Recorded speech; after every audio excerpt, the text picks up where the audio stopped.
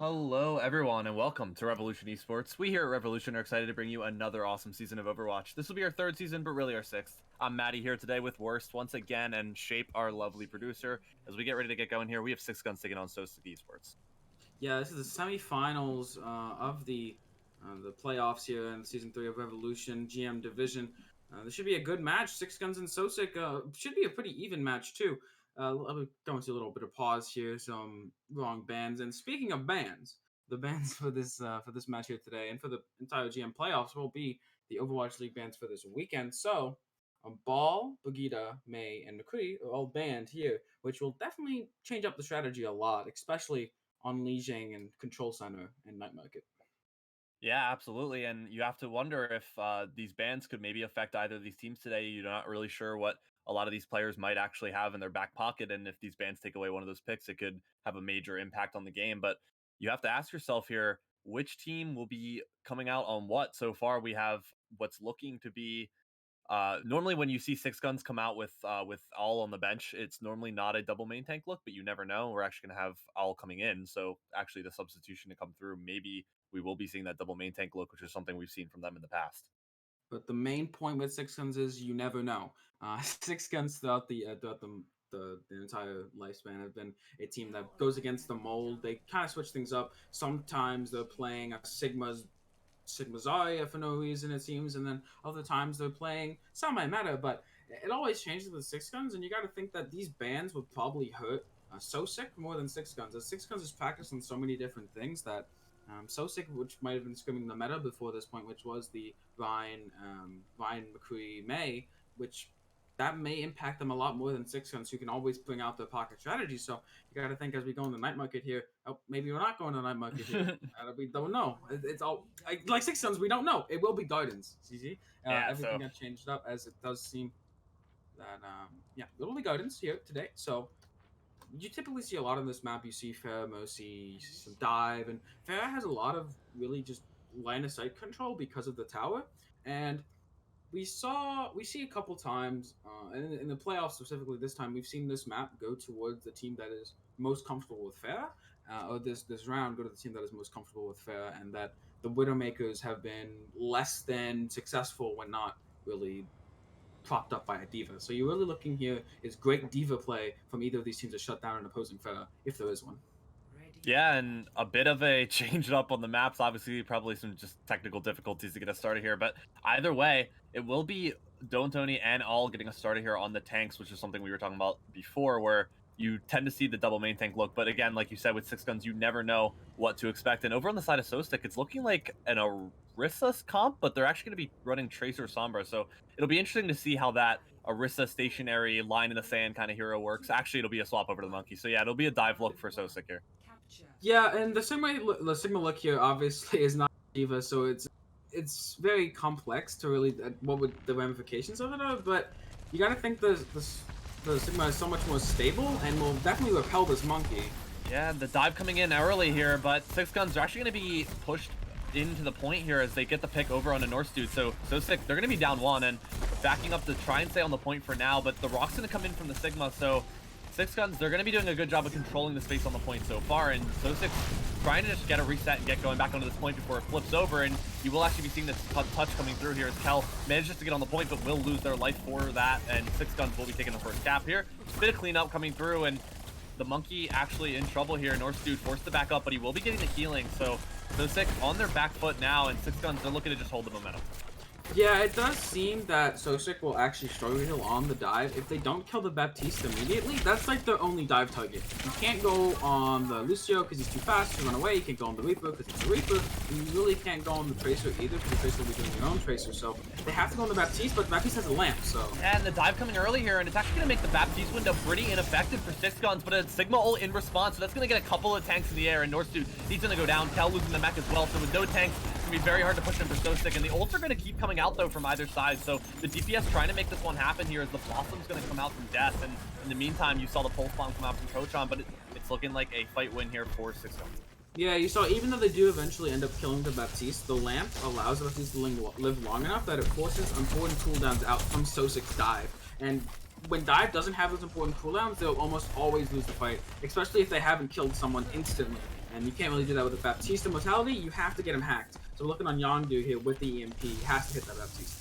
Yeah, and these fights coming so quickly because the dive comp, you're able to get back so quickly with these movement abilities. So Soesic already ready to take another fight here, and 6ixGuns trying to take the initiative here. You see the Sombra under a bit of pressure, so Youngdu is going to be forced to back out here, but the EMP will be up. But the dive coming through here, Kochan gonna find the pick on the Yamitra to get things started here. So 6ixGuns will be missing their Baptiste, and that's their main source of healing. The beat drop probably going to be forced down here as ults are coming out from either side. But for now, Northspeed looking to get in with the primal. He's actually getting chipped down pretty low, but the beat come in and save that one. And Don'Tony on the other side going to be going down here as North's able to find that pick. So Soesic looking to get a flip here. It took a couple ults and a very nice pick on a Yamitra, but they will be taking this cap at about 95% for 6ixGuns. Yeah, Yamitra was drastically out of position. The holding bridge with this composition is not what you want to do as a Baptiste. As you saw there, they got jumped on and basically just fell off the map. Like, you got booped off so quickly, you can't really hold there on defense as Yamitra, especially when you're split so far with the team. You have to be near your Sigma and you have to be near your Reaper, because those are the two things that are going to do the damage and get the kills while they're killing you. So your job isn't just live. Oh, an early EMP there from Soesic. Yeah, they're looking to stop this fight before it even gets started here, and the picks are going to come through, but it's actually a trade as Northsu's going to be going down for Soesic, and 6ixGuns finding another pick, but Wasp in the meantime actually going to make it even here. So 2-on-2 action, or 4-on-4 rather, but in the meantime, 6ixGuns will be finding the picks they need to break back this one, and they're about 98%. So if they cap this, it's probably going to be a round to go into them.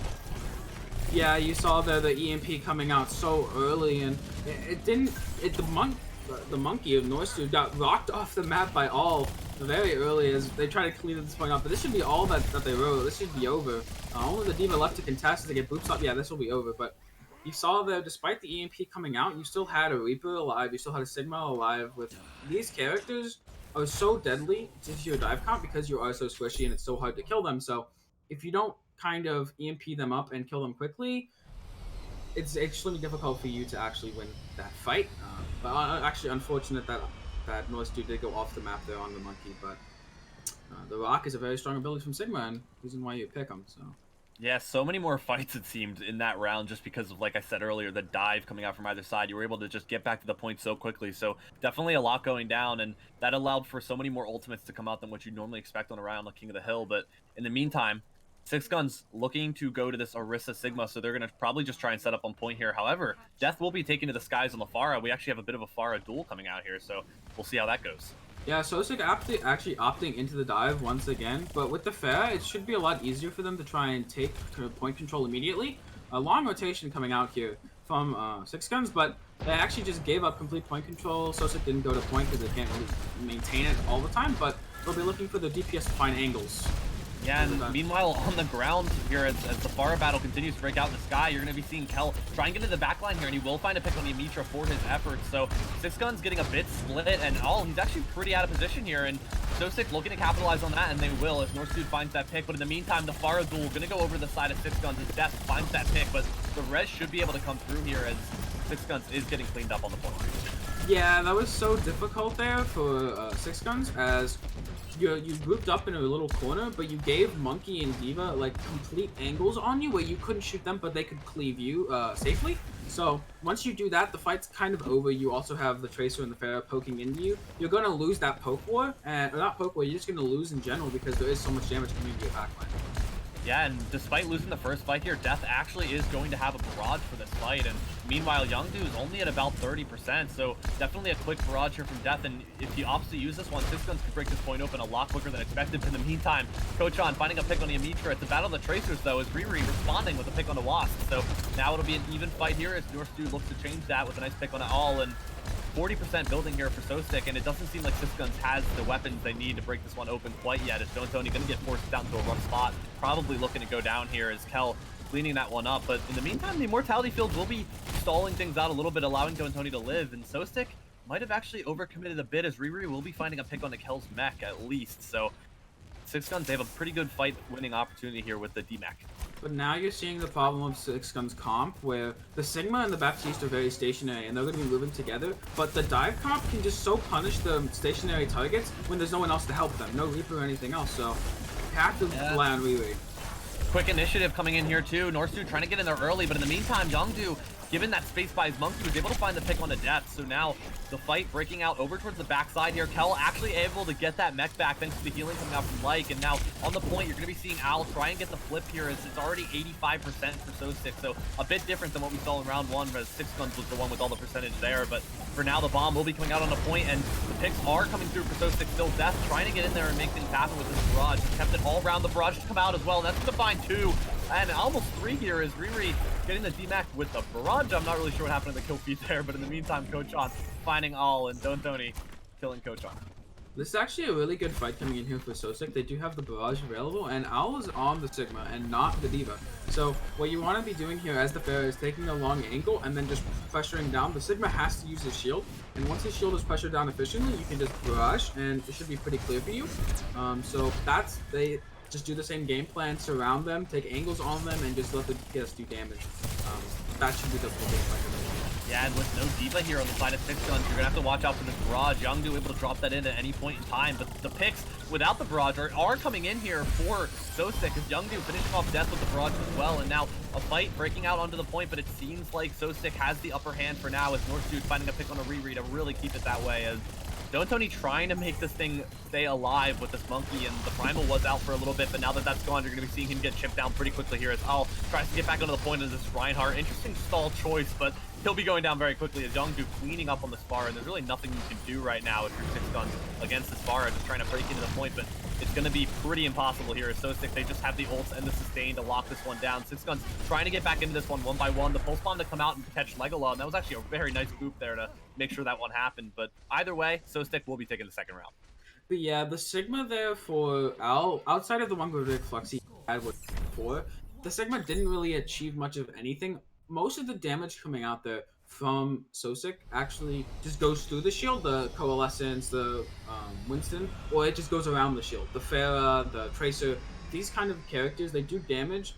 They just take angles on you and they just do damage, and the Sigma can't cover 4 angles at once. So the Diva, on the other hand, if they had a Diva, can do more of that job and is mobile and can escape. So it always begs the question, did they kind of pigeonhole themselves into something by running someone that wasn't as comfortable on the Diva or didn't want to play a Diva? So yeah, interesting there. Evenly matched team so far here, as it's going to be a 1-1 round, looking to finish this one off on Control Center as Ryan comps for either side, but it'll be interesting to see how these DPS make things happen. Actually, it's a mirror on both sides other than the Baptiste Moira, so that's really the only difference in these two comps, and you're seeing Death start us off early with a nice pick, but Kochon shutting that one down instantly, so the trade's coming out, but in the meantime, the main tank battle won by 6ixGuns, and they're looking to clean up and get the capture. Yeah, you pointed out the difference here in the main support, or in the supports, the off supports actually. And the style difference is Baptiste is a lot slower than the Moira, whereas the composition, these two compositions both want to play fast, but it's really difficult as the Baptiste is a more defensive character with the lamp and doesn't have the offensive capabilities of the Moira. So we're going to be looking at how does that play out here in those differences. Death getting in quick and a beautiful bubble to help there too, and all in the meantime we'll be finding Kochon, but the shatter to come out, and that's going to find a couple here as the cleanup is coming through, and Dontoni winning the main tank battle once again by taking out Northsuit, and 6ixGuns, they're locking this one down rather. Yeah, you're seeing a lot of pressure coming down onto Northsuit, and also Death's Doomfist is doing a great job as well, trying to pressure down this front line. So yeah, we really have to see here. The comp from Soesic has to go fast, like really fast, and they'll be attempting to do that. Yeah, Dontoni getting a pin to get things started here, but Northsuit responding with a pin kill of his own, with a big grab coming out. The Immortality Field stalling that one out for a little, but it's too little too late as Northsuit cleaning up with that Reinhardt hammer right into the grab, and Soesic, they're going to be getting the capture. Yeah, Legola deciding that the beat wasn't dangerous, it wasn't worth enough to invest the beat, and I think that that's the right call. You're probably gonna lose that fight anyway. You've lost your Reinhardt into a grab. There's so much damage coming down, so good on him to invest the beat. So I expect him actually to go aggressive with this beat. He can use this beat either to go really aggressive or to counter beat Legola or Leek's beat.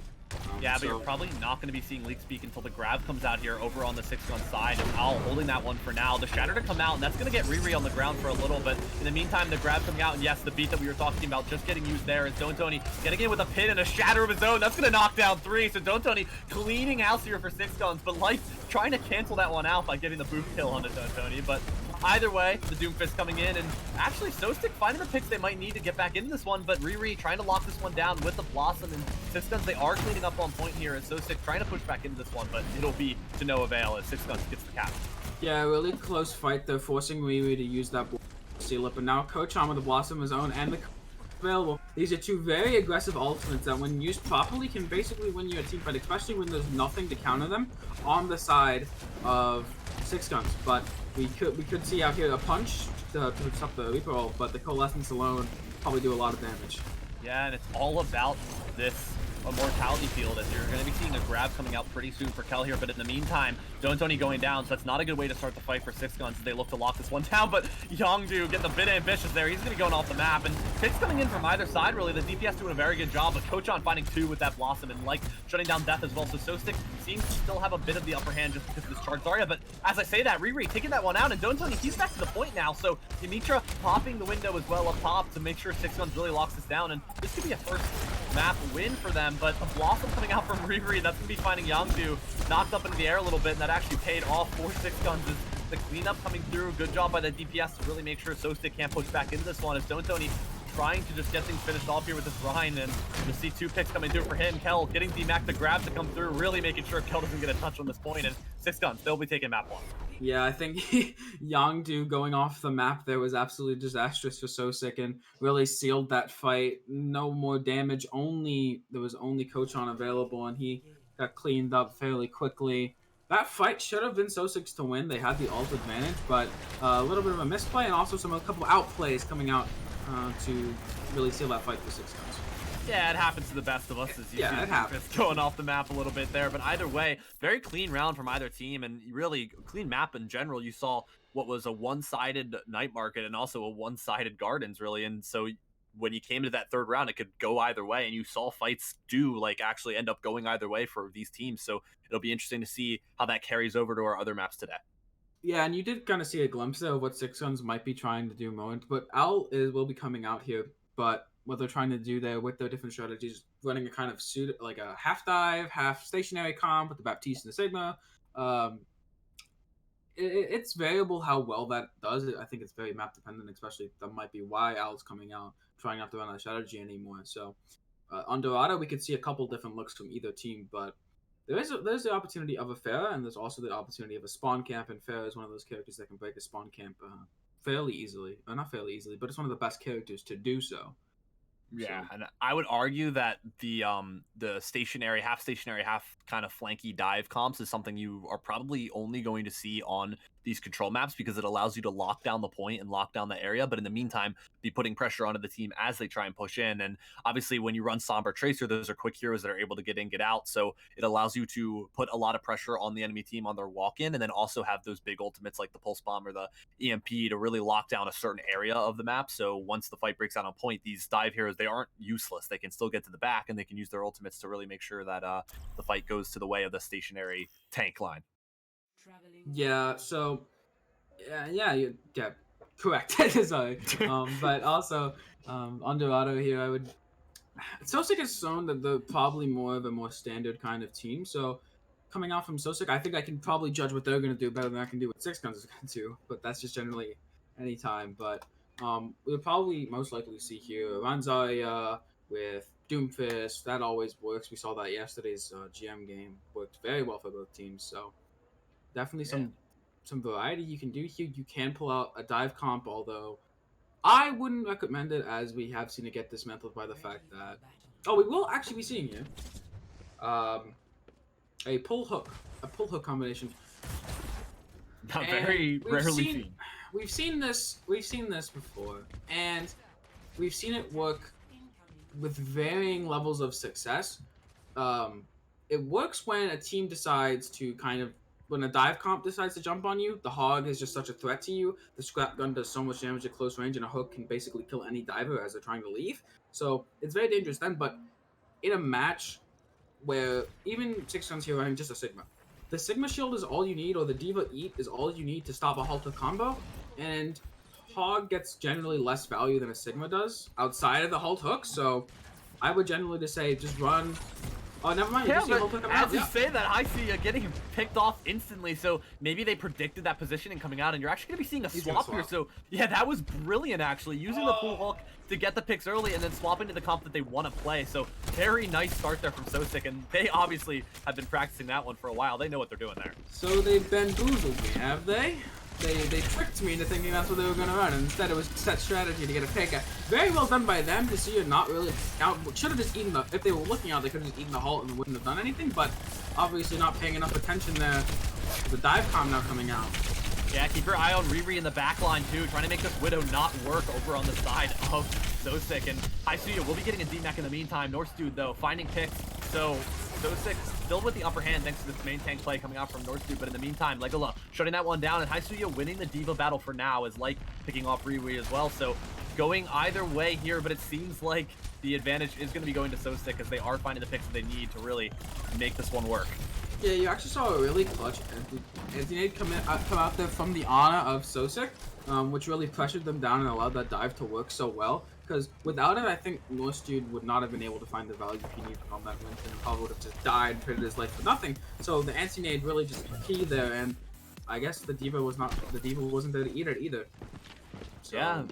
Brilliant start, and you see a 5-minute time bank on the second point because of such a good start, but in the meantime, Soesic, they're actually going to be kind of split here. You have a lot of people near the cart, but in the meantime, up top, you see both supports and the Tracer are trying to deal with this, and yeah, 6ixGuns, they responded to that by sending pretty much all their guys up top there to make sure that the split didn't pay off for Soesic, and you're actually going to be seeing Light get kind of cut off a little bit here as he tries to wrap back around to his team. The Pulse Bomb coming out for Riri, not going to find anyone. Haisuya D-Mech in the meantime as well, so the pick's still coming through for Soesic here as they try and come in with the dive. The Nano Boost come out as well, and Riri could be in a tough spot here.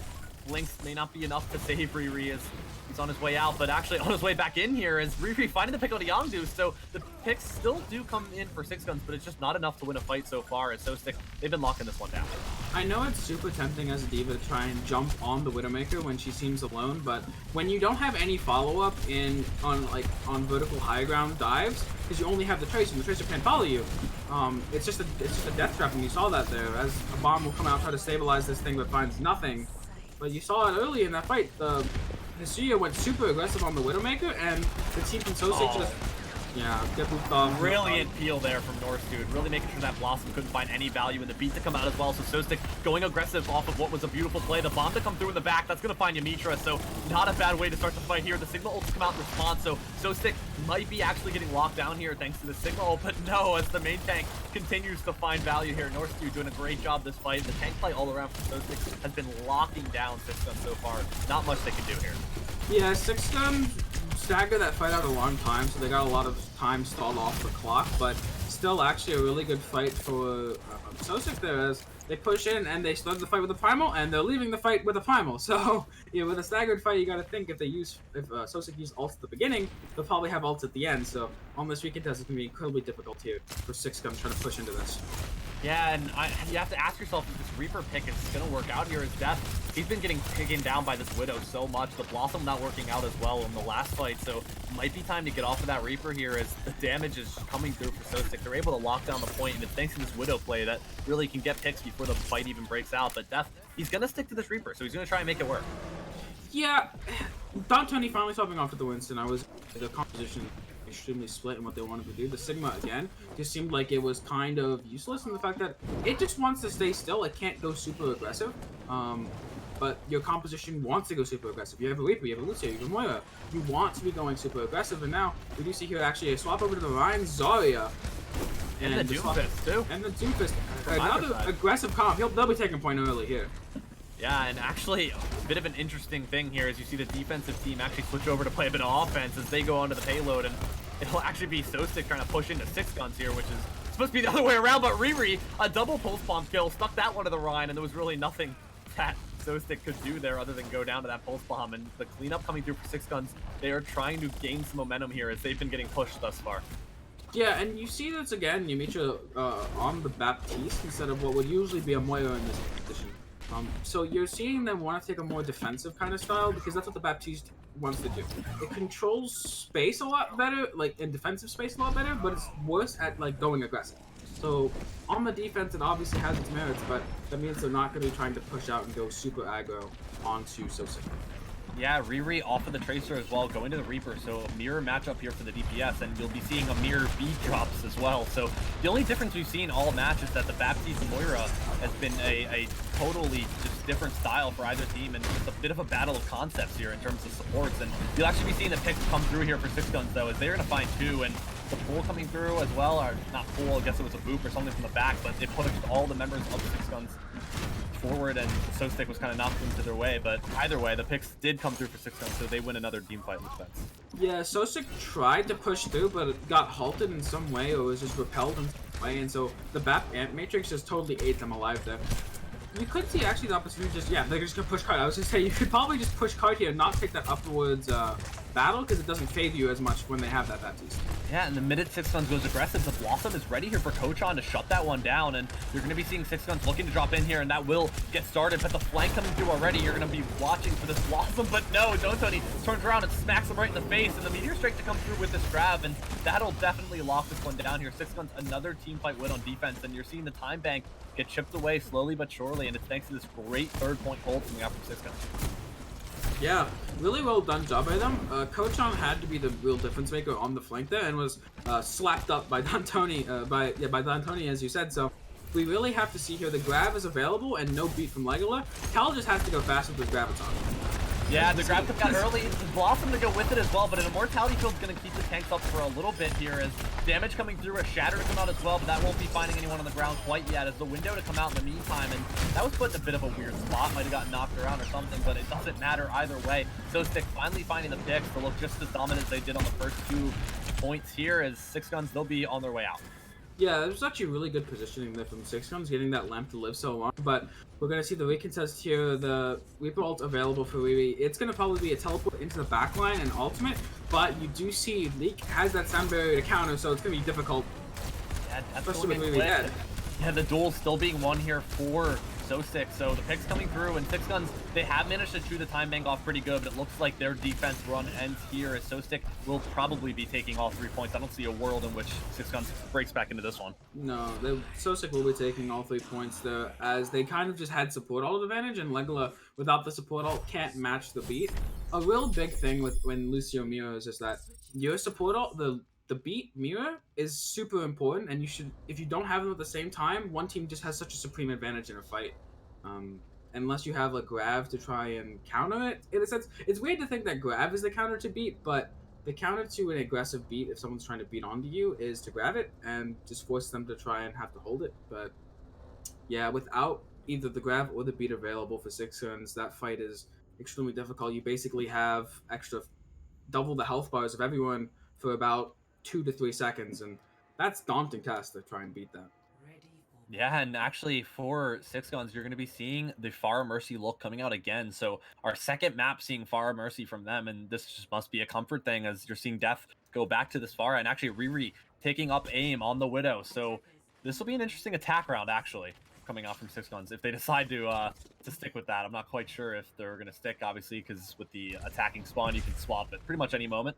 Maybe we'll see a bit of what we saw from Soesic, where you get a pick or two and then swap up the comp. But either way, a Tracer Widow look on the defense. So we might be looking at a potential Widow duel here, which is always fun to watch. Yeah, this composition is going to be trying to... The Sigma and the Moira are going to be... Okay, we're going to see the Hog, Rissa coming out. Going to get more of the same, what was done to them. Brought back, but again, you just see Steve Eid come out. Not much, but... Soesic knows a bit better than that. Yeah, they did it, so they should know it as... Oh, but Death! A quick pick on a Yongdu there, but in the meantime, the Widow duel being won here, so Soesic winning in the terms of Widow, but either way, 6ixGuns having a very early pick here on their attacking round, and you're going to be seeing the tanks try and get grouped up here for Soesic as they try and lock this one down, but 6ixGuns playing the point, playing to their strengths right now, and Death in the meantime picking off that Widow, so the Pharah is really paying off as the pressure's going to go out onto Wasp as well, so lots of pressure coming out here from this Pharah so far, and the tanks trying to stay together here for Soesic and keep this one, but it looks like Northsuit going to be put to a very low health pool, but either way, Kel C-Mac going to be taken out. Yongdu, pressure coming in, but 6ixGuns for the most part has locked down this point, and they will be keeping the car rolling. Yeah, this is actually a really daunting task for Coachon. We do see the Nano Monkey come out here actually late into the thing, trying to take this point back potentially, but... I don't want to keep it going, but the res is going to come out, so this is a full strength 6ixGuns we're looking at here, and Soesic trying to push into that with just the Monkey and a Nano is probably not going to pay off too well, as Lucio there trying to help out, but in the meantime, Riri making sure Lucio's the only support available for Soesic, taking that pick off onto Wasp, so it'll just be pressure coming through for 6ixGuns as Soesic, without their main support, going to be forced to back up, and you might not even be looking at a retouch here with how quickly these picks are coming through. Death, that was a beautiful shot on a Yangdu, and Haisuya in the meantime taking out the Widow, so too many members down here for Soesic to even think about retouching this first point, and that cap will be going over to 6.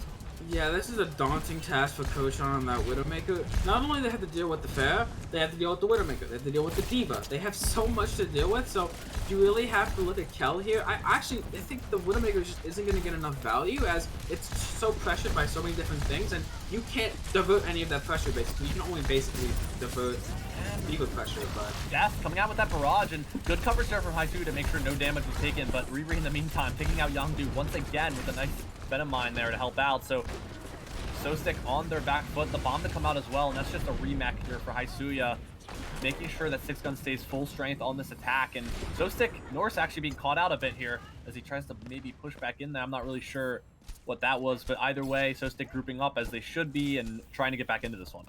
And Coachon has no opportunity. Oh, Death just gets the pick on the Yangdu with the damage. With the damagers can one-shot a Tracers. Ah, it's a deadly combination. Yeah, Yangdu having a tough time, and so is Coachon as Riri taking him out, and Death finding another pick on the Wasp. So this Pharah Widow comp has been brilliant for 6ixGuns, and Death trying to boost himself away to stay alive from that bomb, and it does pay off. But in the meantime, the beam coming out from Lyke, so Soesic, they're getting desperate, trying to win this fight here, but the res is going to be coming up on the Don'toni, and Soesic, these ultimates might actually be paying off as the pick on the Riri to get things started here could be a potential fight flipper, as Soesic, they have all their tanks, and they're looking to get onto Death here and do a lot of pressure, and yeah, Death is going to be going down, so Haisuya up top alone for now, trying to get in and do that damage with the Sigma ult to come out, and the Monkey not quick enough to get away from that one, so the picks are still coming through here for 6ixGuns, but this fight really could go either way. The bomb to go up from Haisuya, and no one there as Lyke tries to keep on this point here. Soesic looking to keep this one locked down, and they do have more members on point at the moment, but Riri still is in this top position, just able to unload damage, and Death coming back into the fight as well, already getting things started with the pick on a Wasp. See the barrage to come out as well. Death, he's finding the picks that they need to clean this one up. A nice DMAC as well, and cleanup just coming through here from 6ixGuns, and that was a brilliant way to get things started on the Pharah. Death, a beautiful kill on the North as well, and just clean up on the Pharah. I mean, any fight that occurs is basically a 6v5 because Coachon can't play the game, man. He's getting pressured down by Riri. He has all the world, and it's basically you have to see Coachon. He couldn't stay on that. Like he had no ability to play the game, so it's just basically a 6v5 every single fight. Death finding more kills. Oh man. That Pharah here has just been brilliant. Nothing but spectacular so far. And you're going to see Soesic try and get to an inside position where the Pharah pressure can't come through as much. And actually, Coachon going over to the Reaper, which means they're probably going to want to take it fast into the tanks against this Pharah Widow comp, which is a very smart thing to do here. But you have to ask yourself if maybe the Reaper won't pay off as much just because the pressure from afar. But actually, as I say that, Riri did swap over to the Reaper himself. So a bit of an even thing coming out here. But in the meantime, Death picking off Norse, and so many fight kills coming in here before the fight even gets going for 6ixGuns, and that's just been their strength so far. Death and Riri getting picks before things really get started. I mean, the composition that Soesic runs out on here is trying to take the ground fight and trying to win the ground fight, but if you can't do that quickly enough, the Fair is going to eat you alive, so Death just proving why he needs to be respected as much as possible, but yeah. The touch does come out in the beat drop as well, but in the meantime, a shatter coming through, which is going to knock Wasi out of position, and Death cleaning up on the Coachon as well. So 6ixGuns, the pressure is still on here, but Soesic, they do have the ultimates and the tanks on point to really live this one out as Death tries to drop in a barrage to keep the momentum going, but that might have been a bit ambitious as Pharah is going to go down for 6ixGuns, and Yamitra on his way out the door. I would think Pharah will swap here, so the Pharah Mercy will swap here because... or not, because this point is a lot more enclosed. It's going to be harder for Death to try and push in and take space, even though there is no traditional counter against it. The Diva is still very dangerous, and where you don't have so much skybox to really create distance between the two, it's going to be really difficult. But also, Soesic can just take the ground fight and probably win every time with this Doomfist. Yeah, I don't like this rotation for 6ixGuns trying to fight it inside when you have a Pharah. It's better to stick outside where your Pharah can support you from above. And actually, very good aggression coming out here. The Shatter to get dropped as well, but in the meantime, Youngju will be picking off Don Tony, so the aggression from Soesic might not be paying off there as the picks are coming through for 6ixGuns. These DPS have been tearing it up all game, but in the meantime, Kochan keeping things locked down for 6ixGuns. And the same thing we saw from the defense of 6ixGuns is just like the 3rd-minute hold coming through, and it's happening again, but this time roles are reversed. I mean, you're going to see this play out again and again if they don't top off this fair, where Soesic is going to go as aggressive as possible onto the Reinhardt. He doesn't have another support to help him, he doesn't have another DPS to help him. The DPS is fighting a D.Va most likely on the outside, so you have to see Soesic go fully aggressive without the D.Va as the D.Va tries to keep the fair in control. It's a 5v4. Trying to take another inside fight, and we talked about how much we don't like this, but in the meantime, Kochan will be taking down Riri, and so that's exactly what I'm talking about. You don't necessarily want to be fighting inside here, as Soesic does have the advantage, but in the meantime, Death putting pressure on the cart, making sure that Soesic can't stay inside for too long here, as 6ixGuns tries to take a top rotation and shut down this Reaper. Kochan on his way out the door, the barrage to get dropped in as well from Death, so that will be finding the D.Va on the side of Soesic, and pressure coming in from the Pharah, 3 picks so far if you count the mech, and Yongdu will be responding with a pick on the Mitra, and the Meteor Strike to come through as well, and a grab coupled with that, and it'll be the pick coming through here for 6ixGuns thanks to that grab, and clean up on the point really is Yongdu trying to keep this one stalled out, but not quite. Kel trying to get back into this one, but either way, 6ixGuns is doing the cleanup work that they need to do to lock this one down, and it should be a fight win as well as a 3rd-point cap with relatively the same time here for 6ixGuns. Yeah, you saw kind of a mistake coming out there from Soesic. They went to commit to the frontline battle. The D.Va went back to help the Pharah, and they traded a kill on both sides. But then they decided to back up now and try and go fight the Pharah again, while they didn't have an advantage on the frontline anymore. So they tried to give up their advantage on the front line to go and help kill the Pharah, but the Pharah just kind of ran away, and the D.Va chased too hard and got picked for it. And it was really just, if you want to run that composition into a Pharah, and your primary goal isn't to fight the Pharah immediately, you have to fully commit onto the front line, or else you will just lose the fight, as you're now trying to commit resources to a Pharah that you have no way of killing. The D.Va is not going to kill the Pharah mostly by herself, but it's going to give you enough time to kill the rest of their team. And we didn't see that come out there. They went back and they didn't kill the rest of their team, so the Pharah got all the value it could have wanted. It pulled rotations, it pulled resources, it pulled cooldowns, and they ended up losing the fight, so... Yeah, and 6ixGuns back on the defense here, sticking to this Pharah Mercy, and it's been working beautifully for them so far, other than that 3rd-point little, hiccup we saw from them. But Yongdu on the Ashe for now. Obviously, that could be just a trolling attack thing, but I wouldn't be surprised if we saw the Ashe come out here, as the double hit scan actually looking to be devastating here for Death, especially if he plays that close to the spawn, as it's a spawn hold attempt coming out here for the side of 6ixGuns. Yeah, this spawn hold, I would expect to see some swaps coming out early here for Soesic, as you typically want to see picks like the Doomfist, like a Reaper, things that can get around and get a pick. And once you get a pick, you've broken the spawn hold. So all you need is one, and I expect a full commit here coming out, trying to get one pick. Yeah, and Riri getting the first pick we'll see this map, as Youngju's going to be going down, and Death find North Dude as well, so the hold for 6ixGuns is strong so far, as Kel going to be forced to back up into the spawn room here. 30 seconds on the clock, so this has been a very good strategy so far to really lock down this spawn. And I mean, if you're Soesic and you lose this next fight here, you're going to have to do the same thing. So 6ixGuns, they are playing the game how they want to play it right now, by just holding in the spots that will really guarantee a nice time bank stall out. But either way, Kel trying to get into the death here, and the Immortality Field coming out early, so 6ixGuns trying to stay alive on the cart, but in the meantime, Kel just continuing to apply this pressure onto the Pharah, not allowing Death to do too much here. And in the meantime, it will be paying off, as the picks are coming through for Soesic, as North is going to be taking down Mitra, and Riri trying to respond with a pick on the Kochan, but this seems to be just too many picks coming through here for Soesic for 6ixGuns to be able to hold on to this one. They're getting split off here. You'll be seeing, oh, actually, maybe not, as the picks are coming through, and a bomb from Haisuya as well. So that might catch someone, but no, Kel just manages to get away. But either way, you have to continue applying this pressure, and quickly the barrage to come out from Death. So that was a quickly built one there, and the Coalescence come out in response, and that's the problem with the spawn advantage, is the sustain is there for Soesic. 6ixGuns, they need to be quick if they're going to win this fight outright. And Haisuya under a lot of pressure, the D-Mech to come through as well, and this might have been a bit of an overcommitment here. All these ultimates coming out from 6ixGuns, but Soesic is winning the fight overall just because of the spawn advantage with the spawn at their backs. And Kochan finding the pick on the Mitra, the cleanup coming through still. Soesic locking this one down, and they're going to be moving the cart a bit more here. Yeah, you saw Death was alive that entire fight, but still, you see why Pharah Mercy isn't the end-all be-all. They didn't win the fight because while the Pharah is getting a lot of damage up in the air, it doesn't have a lot of staying power on the ground, which is what you need to do to stop the fight. So once you kill the rest of the team, the Pharah has to run away or just just go to the ground and die.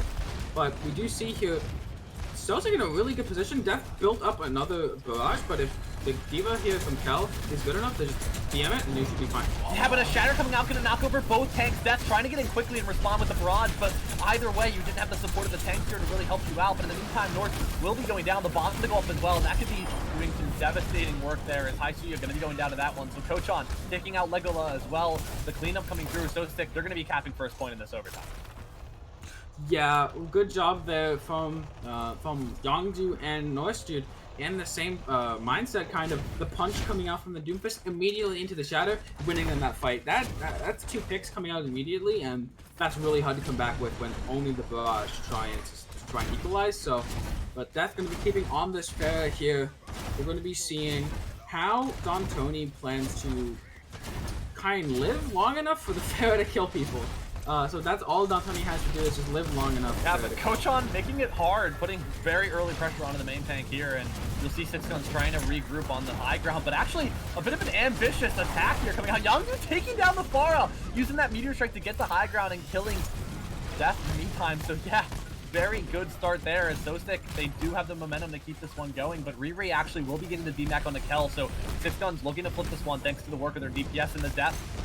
Rez is going to be coming out here, but in the meantime, North getting a pick on a Riri. So either way, this fight could go here as you see the main tank getting the Shatter in there. It's going to find a couple in the window to come out as well. So 6ixGuns, they have to be quick, but if they can clean this one up, they're going to be holding it just right here. The Shatter to come out in response. This could still be going either way. Legola in a tough spot, trying to escape to death, and the picks did actually come through thanks to this Reaper. Kochon finding so many there, so 6ixGuns, they might not actually have a fight win here. Soesic locking this one down. Yeah, they're on their way out. That was a crazy fight, actually. You saw heroics from both sides. Yongju assassinating the Pharah, but then it kind of got like split there. The fight kind of split, and it allowed the rest to come out. So it looked really scary, but again, yeah, 6ixGuns, they don't want to let a second cap come out here at all, but Death dropping the barrage to get things started here. The D.Va pressure coming in right away from Kel, trying to get up onto that one, and you will find the pick. The Blossom coming out as well from Riri. So 6ixGuns really using these DPS ultimates to break open this fight here, and Don Tony gonna get pushed back and taken down. Riri trying to get in there and do some massive damage here before it's too late. The spawn advantage is on the side of 6ixGuns. The res coming through for Death as well. It looks like finally, after what has been so many debates, 6ixGuns will actually be mounting a hold here on the second point. But as I say that, a potential beat getting shut down, really giving me a heart attack. Either way, 6ixGuns holding right there. Yeah, the Reaper dying immediately to that barrage, actually a really great barrage there from Death, and he trades his life for it, but they've lost their main source of consistent damage in the Reaper, and you still have the res available for the Pharah. So that was a really just good start for them from Death, just eliminating the main threat to the tank line of 6ixGuns, which is the Reaper or the Doomfist, and they got one of them, and now the Reaper is kind of the Doomfist is kind of in hot water where he has to fully commit onto the front line, and without cooldowns, the Doomfist is a lot more mortal than you might think.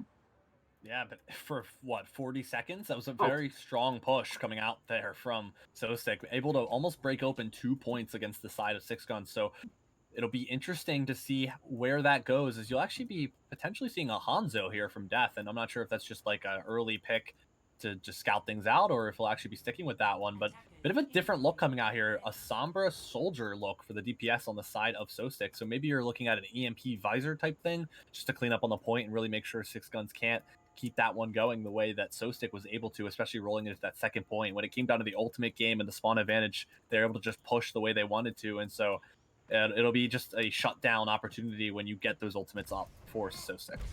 Yeah, this is actually we saw this comp actually yesterday in the GM division as well. And it's really the tanks are going to try and drop early here, but the soldier just has contested high ground control basically, unless the D.Va comes up. But a pocketed soldier can repel that. Early hack taking Death out there as well. Yongju really making sure that res can't come through by just sending him off the map. And good Sombra play so far, 28% to that EMP already, and actually both DPS put a lot of damage in that what was just pretty much a poke phase, really, as Riri swapping over to the Widow to try and deal with that Soldier. Obviously, a longer ranged hit scan should be able to do the work needed, but a potential swap coming out here. Yeah, Riri going to the Tracer, which we've seen work to Yeah. excellence before. Yeah, they're trying to get rid of this monkey. They don't like this monkey. They don't like him.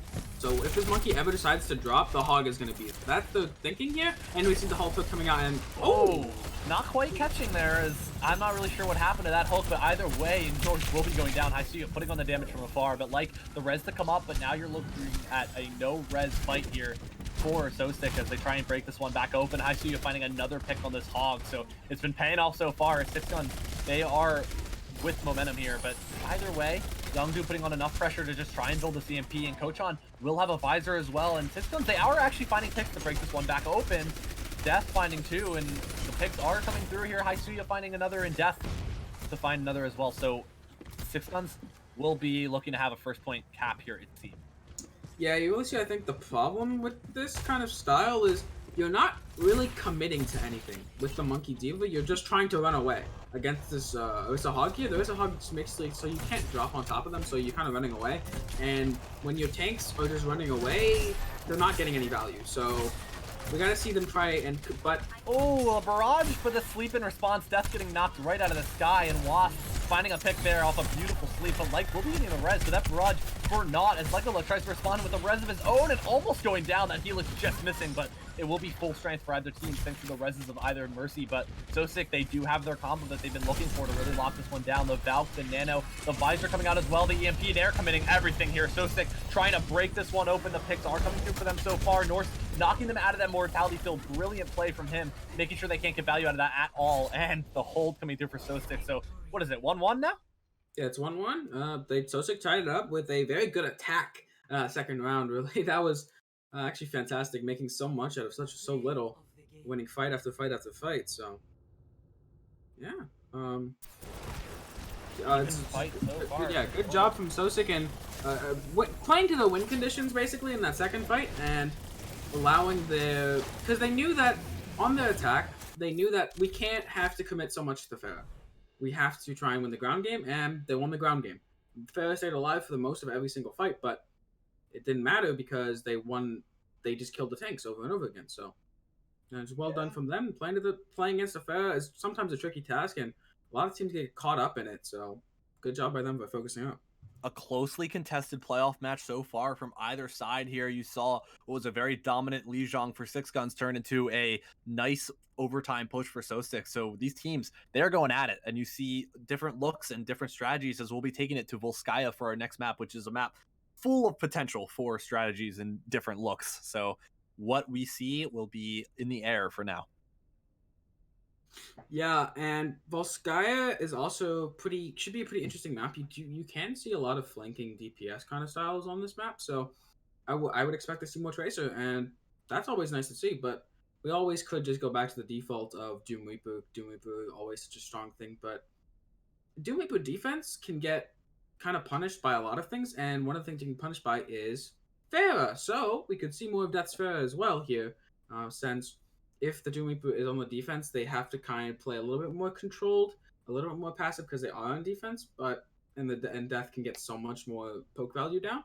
So we'll have to see if Soesic even opts into that, but yeah. What I want to see from 6ixGuns in particular is a bit of a different look tank-wise, as we've been seeing a lot of like Diva Sigma type comps, and really what that means is you're going to have your Diva dealing with some of the backline pressuring type heroes like Widowmaker, or even if Soesic opted for a Pharah for a little bit, you'll be seeing the Diva try and deal with that. Haisuya obviously off on those flanks trying to shut that one down, which is how you should be playing as a Diva, but that leaves your other tank just hanging, and really you saw Norse Dude capitalizing on that by leading very efficient dives into that main tank, and it doesn't seem ideal, as obviously backline targets are what you're going for, but when you lock down the main tank for a little bit, you're seeing the supports, they have to stick their nose out a little bit to make sure that they can keep up the other tank. And so Don Tony has been under a lot of pressure, and what that means is that your next dive can go right onto the back line, and you obviously don't have very efficient peel, as Haisuya will be dealing with whatever backline threats Soesic throws at them, and Don Tony obviously is maybe a bit too low to actually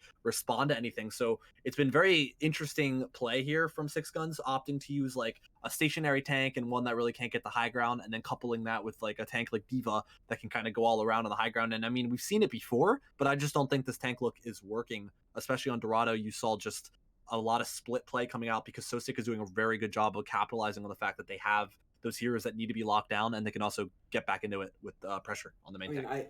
I think that style can work. I mean, it obviously does, but just swap the Sigma for Orisa, or swap the Sigma for a Reinhardt. Like, Orisa Diva and Reinhardt Diva, both of those kind of operate in the same way as you mentioned, like one stationary tank, and those Diva's gonna be flying around dealing with other things. But both of those tanks can just survive a lot longer, fortify an incredible cooldown still, even after nerf after nerf.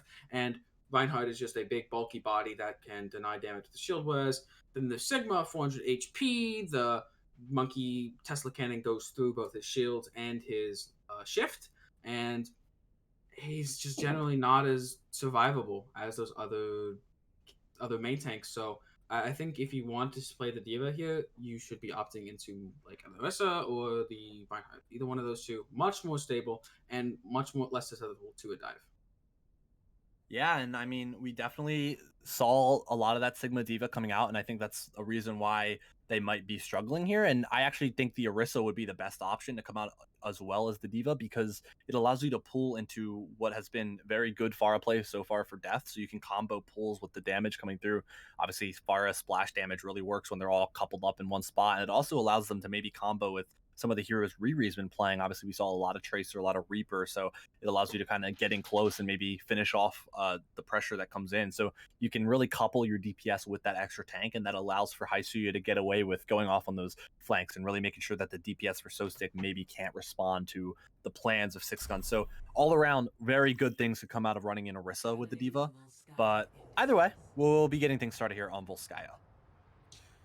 Yeah, we'll see what these teams even run. I mean, you could just like on 2CP, those kind of strategies, as opposed to Escort, where you kind of need to win fight after fight, and it tends to be a lot more.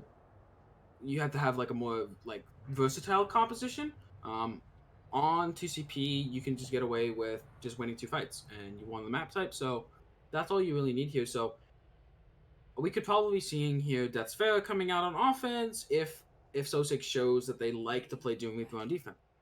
We don't know what either of these teams will opt into on offense or defense, and depending, so we're seeing here 6ixGuns on defense to start. Obviously, most teams do in fact choose defense because setting your own pace for a map is much preferred to having to push and then try and defend. It's a lot less work usually. But we do see here on the defense, they will be opting into a Tracer Doomfist, which it's not with a Baptiste though is where it's weird, because you would typically see this with an Ana, with a Moira. The Baptiste won't be able to really help your dive as much. Yeah, he can throw a cross map lamp, but his shift isn't gonna get anyone. His orbs take a long time to hit to heal, so on choice in the support, it's a little bit counterintuitive, but we'll see how they play it. Yeah, this is risky here for 6ixGuns. They're really going to go in all in here type of strategy, as you don't have that long range damage to really pick off Soesic while they try and break this one open. But the Doomfist actually getting caught out early. Death slept up and taken out instantly. So yeah, maybe trying to play a bit close combat there just didn't work out the way they wanted it to. But Riri finding a pick on the like, and we've seen this Tracer before, so legendary. So Leak already going down, and Riri doing a very good job of making things even here. But obviously spawn advantage is going to be going the way of Soesic for now, as you see a bit of pressure coming in as the Stone Tony trying to break this one open before it really gets going. A lot of ambitious and aggressive play, as 6ixGuns really wants to capitalize on the fact that Soesic went down for even just a little bit. Yeah, and you actually see here a bunch of trading coming out. We'll be cleaning up this fight actually, but even after a little bit of a more ults being invested here, not really the play. The pulse bomb kind of wasted. You kind of lost the fight already, but Stagger's actually benefiting Soesic. The spawn is so close for Volskaya attack and is so far away for Volskaya defense that they can actually get in here and try and jockey for point position or map position. So if this monkey ends up taking like a lot of space here, this could look like a really different fight for Soesic. But actually, it looks like they're all regrouped and both teams will reset. Yeah, and you're looking at a couple more ultimates here on the side of 6ixGuns. You're going to be seeing the Pulse Bomb, the Primal, and the V-Drop potentially here, as well as the Baptiste window. So really almost all 6, actually, as you see the window get popped early here. Yamitra will be finding a pick on the Kochon, and who's the DPS in that situation, as Kochon going down. And 6ixGuns, they do have the picks to hold this, and they really only needed to use a few ults there. The Primal came out, the Pulse Bomb, as well as the window, so not a bad hold. Yeah, this next fight also looking pretty good for 6ixGuns. They have the beat available. Coach will be swapping off to the Tracer here after popping up Visor. It was an odd for a second. I saw someone pop a Visor, and I was, but no, they swap off to the Tracer Samba composition that's a lot more mobile, can get around a lot more, and can generally just try to assassinate one target. Also, EMP is always a great ultimate with 2CP. But and it counters the Doomfist of Death that's trying to get in and do a lot of work here with this punch, and you're going to be seeing the tanks get split off from the rest of the team for now, and they're going to have to try and make that one regroup, but Riri taking advantage of the opportunity given to him there by finding the pick on the Wasp. So the picks are coming through here for 6ixGuns, really locking this one down and keeping the momentum here as they'll be building a couple more ultimates back their way. You'll be seeing the window almost come up here, and might be looking at an even fight, actually. A couple of mirrored ultimates coming out here from either side, really. Yeah, 6ixGuns is playing so fast, and I expect... Oh, but the bomb will be buying space here. Early bomb, and they're actually going to be splitting off Yumitra, putting him in a tough spot and have to try and survive on his own here. The dive coming through, but very good peel from Legolas, booping the monkey off high ground, and in the meantime, Riri finding the pick that he's been finding all around here, and Yumitra finding a pick on the North Suit as well, but Kel in the meantime taking down the main tank of 6ixGuns. But either way, the picks are coming through for the blue side. 6ixGuns, they will be mounting a hold here for now. Yeah, 6ixGuns, even with the bomb space, they just back up, disengage, and then instantly go back to their style of going extremely fast. Like, even with this Baptiste, who is typically a slow character, they're still playing these team fights extremely quickly. They're going the ones aggressive, despite being on defense. They're the ones basically attacking Soesic here, just going at them, but the EMP is now ready for Young to do something he wants with this build. So this is Soesic's fight to win, especially they only have 25 seconds, but this is their fight to win. They need to win this, basically. Yeah, and a good window here could change things, but you're actually going to be seeing the tank pressure go out early on the Yumitra, so not able to live and make that window really get the value it's supposed to get, and the picks are coming through for Soesic here. They found two, and Riri in the meantime taking out Wasti, which is something we've seen Riri been doing all game, and the pulse bomb to come out as well, so Riri finding the picks, working the miracle potentially here as Riri breaking this one open. But the bubble will be keeping everyone on Soesic alive for now, and the Tracer pressure to come out. We're actually be looking at a bit of a duel here. Riri trying to win this one out, but either way, Coach on shutting that one down, and the Tracer will be taken out there on the side of 6ixGuns. Death trying to break back open this fight, but obviously on his own here, so he's going to be getting picked off. But with these two CP spawns, there should be nothing to worry about. This is actually really, really bad. The EMP was didn't have to be committed by Yongdu. They just want to clean dive. No ult used by Soesic, and now it's 2CP known for snowballing. They have the best ult for snowballing in EMP. If they catch any amount of people, more than one, for 6ixGuns could be really, really bad. Yeah, but your saving grace is this beat drop from Legolas. He's going to be able to use that in response, so as long as the Somber can't catch him out. But actually, the EMP did come through and would find Legolas in that situation. So, yeah, he's going to get taken down as well. So no beat drop here, and the bomb to come out as well. So really, Soesic doing a good job breaking this one open for now, and Don Tony the Primal to come out and try and save things. Death actually finding the pick that might be able to break this one back open. Norse trying to answer that one quickly here as they find the pick in response, but Coach on will be taking down Don Tony, and the picks are still coming through for Soesic. The rematch coming out from Kel as well, so Soesic sustaining, doing what they need to do, but Riri finding a pick on the Norse, so picks have been coming through here for 6ixGuns to break this one back open, but Kel finding two, and for now you'll be seeing a Bastion trying to come back into this one and stall it out a little bit, and obviously that's something you have to deal with on the side of Soesic. You can't just let that sit there, but they will be able to, like, getting into that one and making sure that pick goes through, and Soesic will be getting the cap. Yeah, that, well, ladies and gentlemen, is what we call Samba 2CP magic. You had a great early defense, but then the defense disappears with an EMP. So, it's just, when they got that clean dive, you had to set up in such a way on the first point defense that you prevent them from being able to beat you without having to commit the EMP.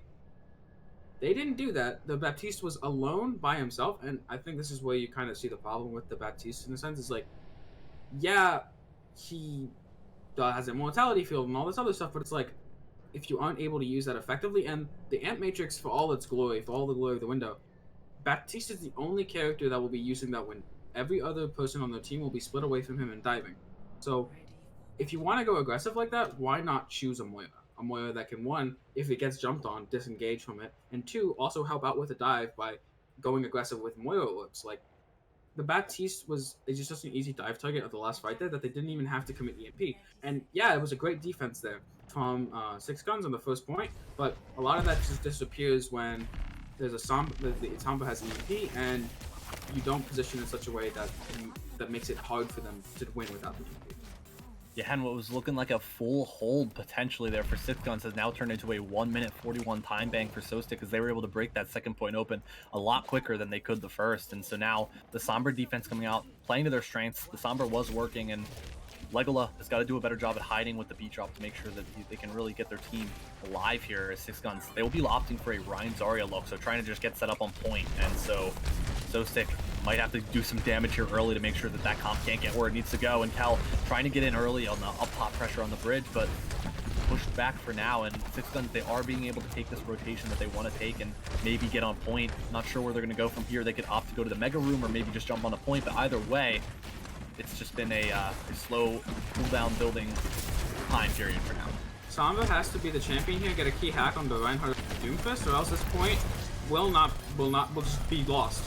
Yeah, Riri starting things off with another pick on Owasti, and that's something we've seen pretty much all map from him, and Death giving the DMAC as well. So good pressure from these DPS, and Legola being a bit of a DPS of himself here, as he's going to find the pick on the North dude, and Riri winning the Tracer duel as well. High Suya taking down Kel, so the cap will be coming through for 6ixGuns, just general cleanup for now, and that's a lot quicker of a first point cap than we saw from Soesic. Yeah, and we're gonna have to see Soesic trying to swap off here. Keep the Sombra, you almost have EMP. Potentially, could swap off the keep the Sombra.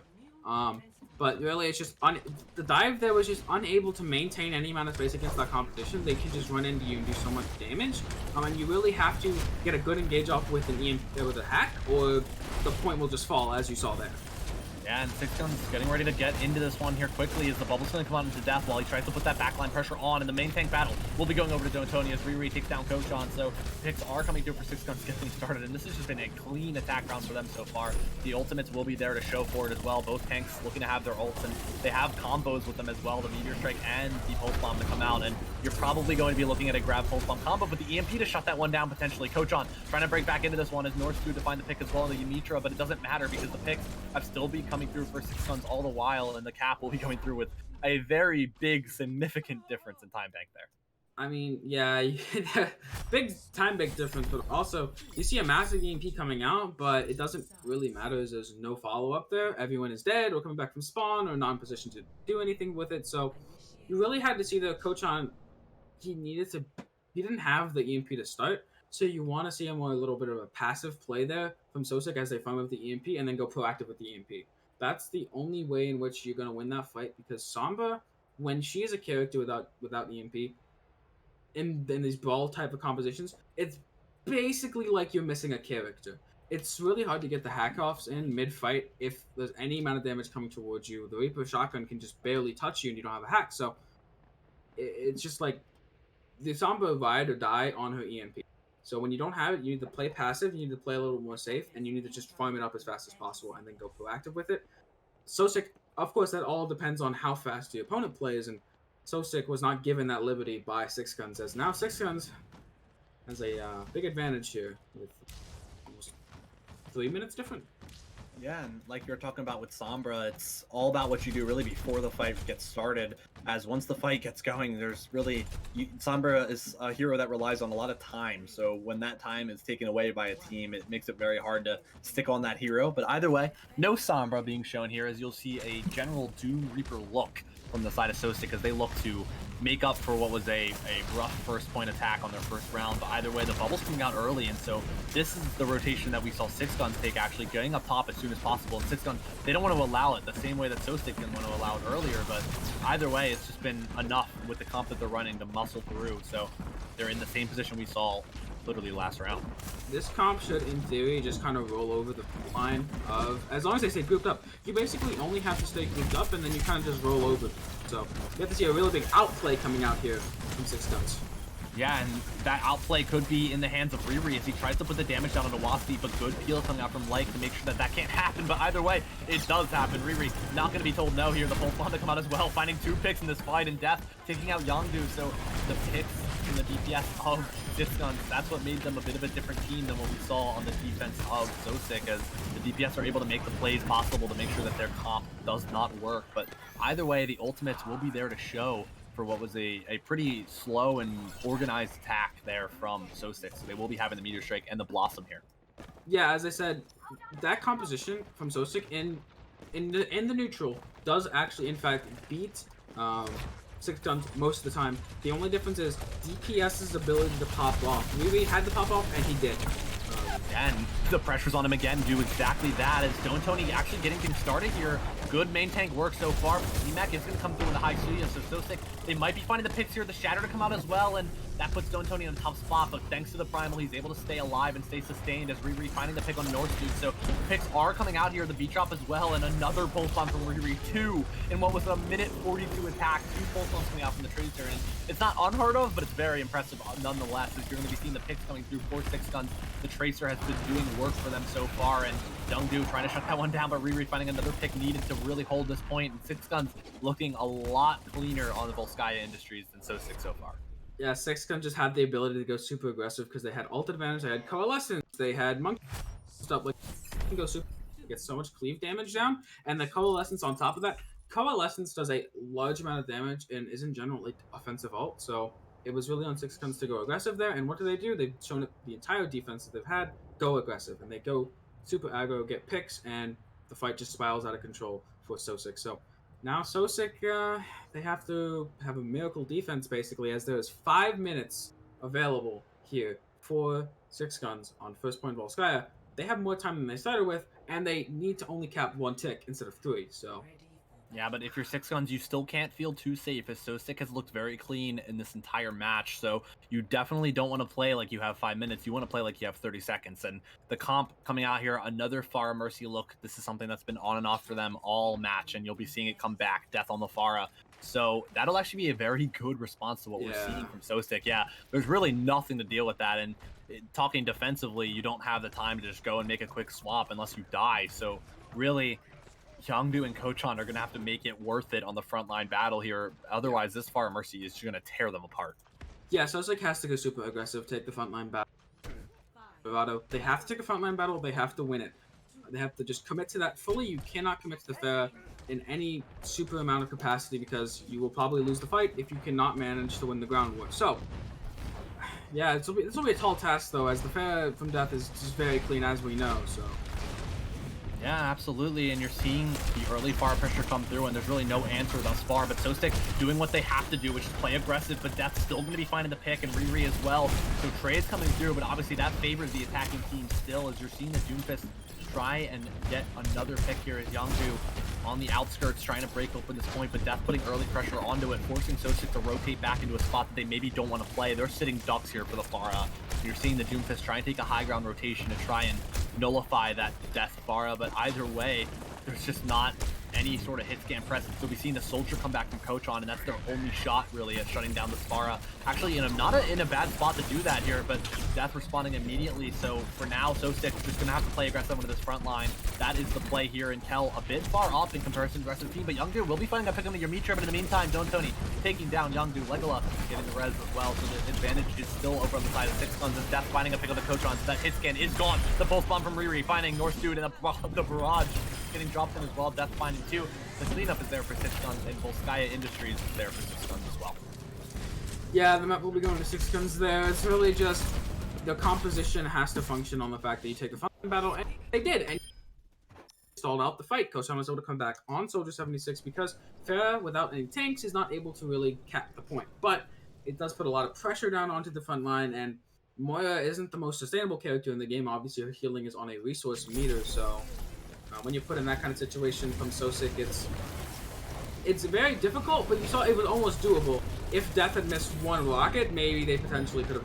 So, just a lot of it is on, can you take the frontline battle before the Pharah gets value? And that's extremely difficult to do into a Pharah like Death, who will find value no matter what.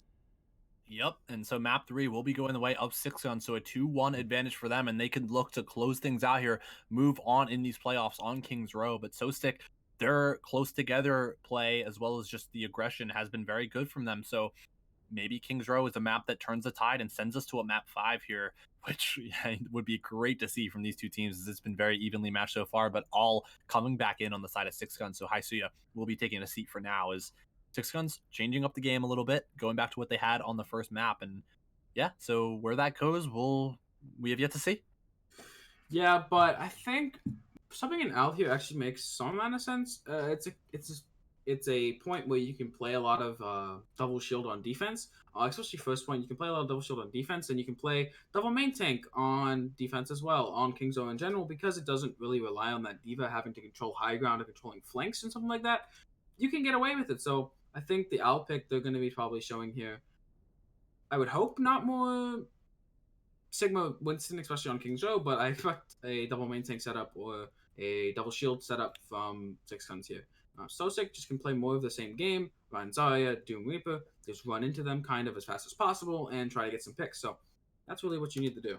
Yeah, and you have to ask yourself if maybe we'll be seeing Mei come out here, as that's a hero we haven't seen all match. And obviously, Soesic or 6ixGuns could just pull it out of nowhere. And King's Row, a very strong Mei map, is the ground battle is something that really gets prioritized here. Not much opportunity for dive on a lot of these points and a lot of these areas where most team fights do go down. So either way, we'll be seeing things get going here. 6ixGuns on the defense to get us started. Yeah, and 6ixGuns, all they need to do is just take this one map. So hey, let's see if they can clutch up and get this over with. But not get this over with. Tell you that sounds wrong, but get this done. Get this cleaned up for them. Take a clean 3-1 and prepare for the grand finals on Sunday. So what are we seeing here? I think 6ixGuns' mindset is get this over with, though, as the longer the game goes on, the more of an opportunity you're giving Soesic to come back into this one. Obviously, momentum a huge thing in this match. So, yeah, I mean, not the wrong term to use. As you'll see a Tracer Doomfist look so far on the defense coming out from 6ixGuns. I had forgotten that they did actually play this on Control Center as well. So yeah, definitely something that they can run. Completely forgot that I'll play the Zarya earlier, but yeah, this is a good composition. Again, the Baptiste benefits them more on defense, so more so than anything, but because it doesn't allow them to go as aggressive as a Moira does. Moira can damage orbs and healing orbs to go along with the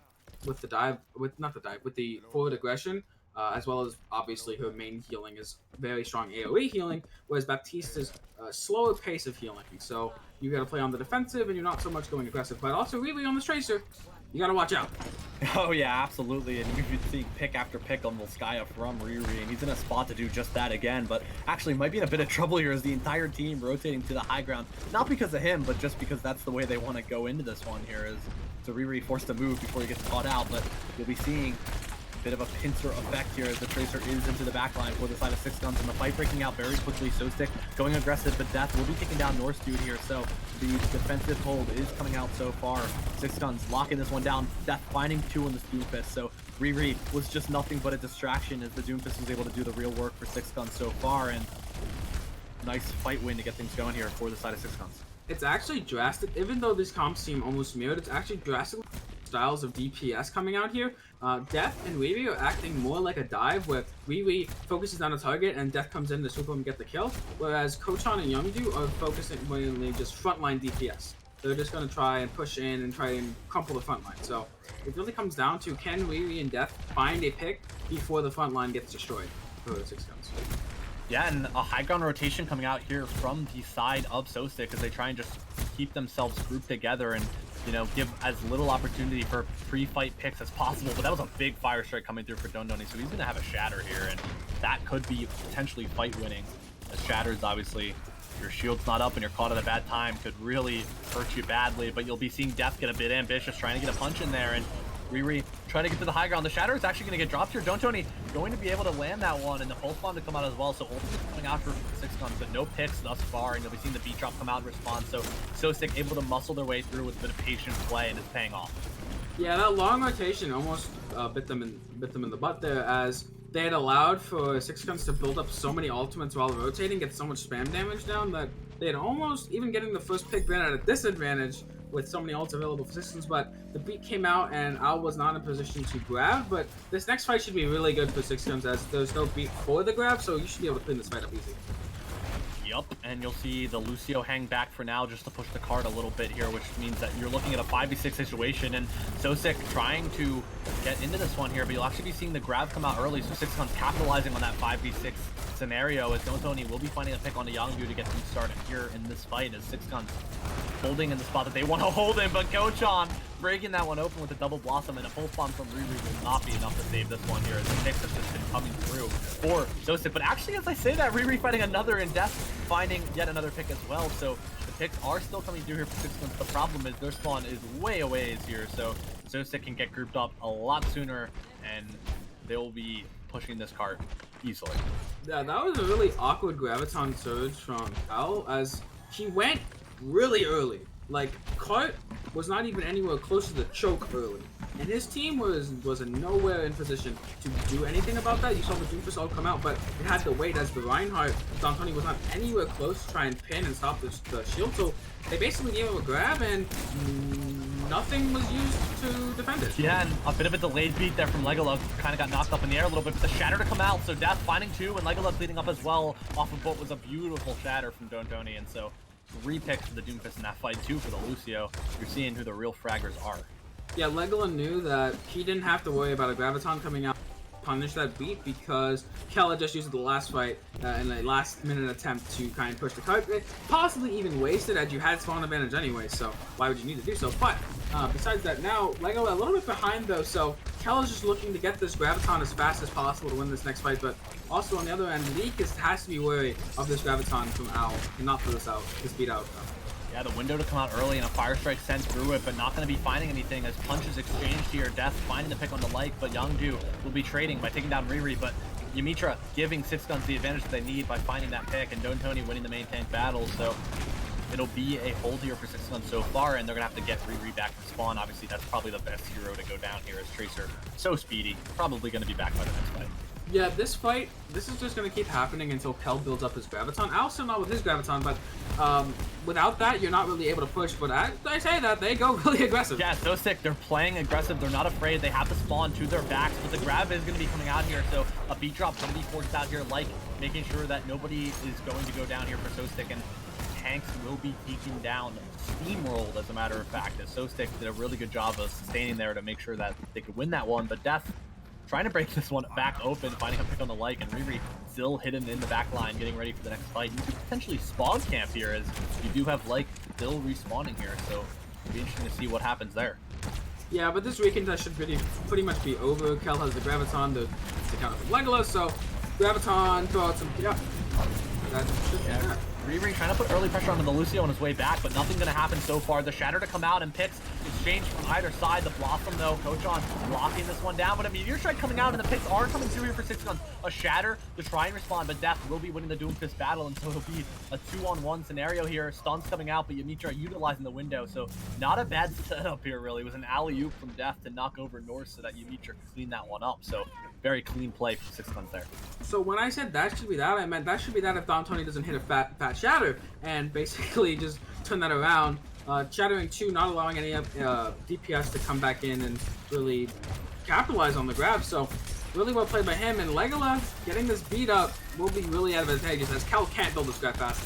Yeah, and Death using all 3 cooldowns to get in there, so put in a tough spot for sure, and you'll see the Zarya trying to capitalize on that. Kel unloading the damage in the backline, but Riri throwing the pulse bomb out there to try and find a pick, but in the meantime, Tony taking down his partner, or I don't know, the counterpart, that's the word I'm looking for, but it doesn't matter either way, and Soesic are finding the picks that they need to clean this one up, but Death staying in it, trying to do his best to live, and Al, he is very high charge, so a pick will be going out there in a like, but it might not be enough. Just a Zarya against the world here, as Coachon will be capitalizing on that one, taking down Al, so all charge lost, but a graviton built in the meantime.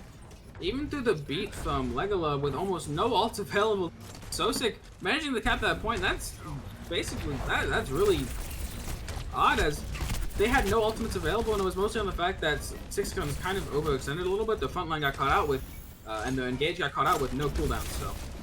Yeah, early Doomfist pressure coming out here. Yangdu putting a tough spot, and the grab to come out, and actually, they're pretty much grabbed into each other. Meteor Strike dropped in! Yangdu fighting 4! That was a brilliant setup there, as you just saw both teams pretty much glued to each other, and the Meteor Strikes just unloading the damage needed for Soesic to come into this one, but obviously they're still going to be down a couple members here, and 6ixGuns, they do have the spawn advantage, so you want to take this fight quickly. All going over to the Sigma to try and make that happen. Yeah, Death found 3, but Yangdu down 4 a little. the respawns coming in for both teams, gonna make it difficult here. The Ash actually, a pick coming out from Wee. Yeah, and Death getting the punch on the Yongdu before the beat can come out here. So Soesic, they will be on their back foot potentially, but the picks are still coming through for them. Kochon just kind of throwing a Blossom out there, not really in a spot to do much damage here, but you'll see Death trying to break this one back open on the Doomfist, and Riri in a tough spot on this Ash, just trying to stay alive, and they'll be going down very quickly here. Soesic cleaning house and taking this with 21 seconds to spare. Yeah, I'm not sure I understand the Ash pick there. You get some long-range damage, but when you try to contest cut, they're just gonna probably die. A Reaper or a Doomfist puts so much more pressure on the Reinhardt than an Ash does.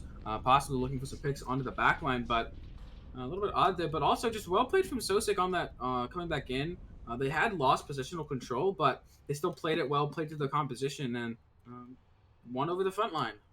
The frontline battle has been so important in this series, and especially on this map in particular. It's going to be vital for them. Yep, and we'll be getting ready to get things going here on King's Row, as we might be seeing potentially the same thing here, actually Riri sticking to that Ash, but obviously it's attack, so you never know. That is obviously subject to change, but over on the Soesic side, these picks probably aren't subject to change, as you don't have the kind of time to run back, really, as the Doomfist Reaper look coming out once again. Yeah, Soesic running the standard Doom Reaper on this map. We actually saw something come out here in yesterday's match that was pretty interesting into this. That could actually be a counter to this. They went Bastion Symmetra and TP'd on top of Mondada's head. And we were very hyped to see that yesterday. I kind of want to see that again. So that's also a strategy, but I doubt we'll see it. Actually, in fact, see Death and Wee coming in here. With the double sniper composition, perhaps? Very odd for King's Row, but not unheard of. You can control high ground very well. Yeah, Yongdu slept up early there, so interesting angle to find that sleep, and so the Doomfist will not be doing much for the starting seconds of that round, but either way, the fight breaking out when it matters. The Doomfist is involved here, as Soesic finding the picks that they need to hold this one for now, and so 6ixGuns forced back to the spawn doors really 20 seconds into the round. Yeah, they're gonna probably just have to mirror here. Down. Well, actually, they're gonna mirror with the BAP again. BAP is less so as good on offense. It does allow a little more survivability on the front line with the lamp, but only for about 1.5 to 2 seconds. So it all comes down to how much value the DPS can find in that amount of time where the lamp is out. Yeah, and an early engage coming out from Soesic, the aggressive play that we said we wanted to see in Kelp. Finding a pick, that was a quick shatter coming out as well, but not catching anyone really other than Death I saw go down, I'm pretty sure. And either way, the picks are coming out for 6ixGuns here, so they're going to be able to break this one open and potentially look to push the point. But Kochon trying to make sure that doesn't happen with the pick onto Dontoni, but either way, 6ixGuns pushing into this one. They will be taking out 4 of the 6 members here from Soesic, as Norse tries to maybe mount the defense here, getting back into this one, but they just don't have enough members to really make it worth it. So for now, 6ixGuns, they do have the positioning they need to probably look to cap here. Perhaps too big of an overcommitment there, or too big of a forward aggression there from Soesic does cause their downfall, cause them that fight. Now they do actually have the forward hold into this choke though. Very dangerous choke with the grab coming out here. Yeah, grab either way. It's not going to be a good scenario to be in if you're Soesic, as it's all put up in the same spot. The meteor strike to follow up on that one. So Death will be taking down Wasti and Kochon as well. So 2 picks for him so far. And you have Kel on their way out. They will be building the grab, and they're very high charge, but can't quite get out. As all able to snipe them down, winning that Zarya battle. So this next fight here will be very even. Most mirrored ultimates on both sides, but Yongdu was the difference maker with that Doomfist ult, while Yamitra with the Baptiste ult. Like I said earlier, Baptiste is the only one in this composition that will be using that wall most of the time. And yes, he gets actually healing out of it, but it'll be interesting how he uses ult to try and find out. Yeah, but Yongdu using his fists to take down Death there to get things started, and you'll see the window come out in response, but it doesn't matter as Yongdu is throwing the punches today. 2 picks for him so far, and Kel finding Dontoni as well. A 3rd punch coming through for Yongdu. We got one punch man over here on the side of Soesic here. So 6ixGuns going to be forced to back up, and their momentum will be snapped in half thanks to the brilliant Doomfist play of Yongdu. Yeah, 6ixGuns should now be aware that Soesic has 6 ultimates, and they should be looking for a drive push and engagement. There should be little chance that they win this engagement with the ult deficit that they're at, but they will still go. Yeah, Death dropping in, actually going to be finding the punch onto Wasti, and a beat drop to come out as well. Riri cleaning house with that Blossom, so 6ixGuns, they will be taking a bit of momentum, but actually the picks are coming back through for Soesic here. DPS doing a good job of keeping things going, but Death denying that by getting 2 picks there on the Doomfist. Feels like whenever I say that one team has an ultimate, they should win the fight. But saying that instead, I'm going to be saying that now here we do see Al with that Graviton Surge will be trying to force the beat from League, not opting to the beat last fight to save it, but instead trying to save it for the counter to the grab. But this weekend test should be difficult. The bubble already forced out. It'll be hard to get in here without some heroics. Yeah, and the Shatter to come out as well. That was a thrilling Shatter there, is knocking down a couple, and the pin to follow up on that one. That'll be splitting all away from the team completely, while Soesic just cleaned house on the front line. That Al should be in, but Zarya just opting to back up here. Obviously, that's not going to be a winning fight, so better to get out and keep your life. Yeah, another great job there from Yongju and Norsedude. Actually been comboing very well. Yongju coming in with the engage onto the enemy and really putting him out of position so the Shadow can hit, get a lot of value, and that's what happened there, winning that fight. And now looking pretty good here. The defensive beat still available for that Graviton Surge. We have to see what else can the DPS do while the grab is going out. Yeah, grab Meteor Strike could be something that we potentially see come out here, as Death will be lining that one up potentially, but Legola taking down Yongju, so there will be no Doomfist for Soesic to get things started. Actually, a window Fire Strike almost came out there under the grab, but thanks to the beat drop, that won't be getting any kills. But either way, the DPS of 6ixGuns will be the ones finding frags here, as Riri taking 2 down and Death finding a pick as well, and all cleaning up as well. So nice fight there for 6ixGuns, getting a lot of ultimates out from Soesic and having some for themselves to go into this next one. Well, yeah, they got out the beat from Lake, but Soesic has 5 more ultimates coming up here. Kill a little bit later than others, but can easily farm that grab up with a couple right clicks. So it'll be an interesting fight here to see how Soesic with these ultimates tries and repels 6ixGuns. Yeah, but either way, the Blossom coming out early here. Kochon trying to make things happen, but not quite, as Dimitri finding the pick. That's a huge Shatter going into the grab, and the cleanup coming through, and all it took was 2 tank ultimates there for Soesic to just deny 6ixGuns any more room to push that cart. Yeah, of those 5 ults I mentioned they now have 1 remaining, so using full ultimates there, but also getting out a fair few ultimates from 6ixGuns as well, so a very good trade for them, especially on the defense, get defensive advantage, and they still have the Doom ult available. He can go in and escape when he wants to. Yeah, and you'll see the fight breaking out here. Yongju finding a pick on a Death before things can really get going. The Meteor Strike pops as well, maybe a bit questionable here, is on the side of Soesic, you're playing defense, no reason to be that ambitious. Their spawn is right there, but either way, Riri will be taking down Kel, so a bit of a longer walk for the Zarya.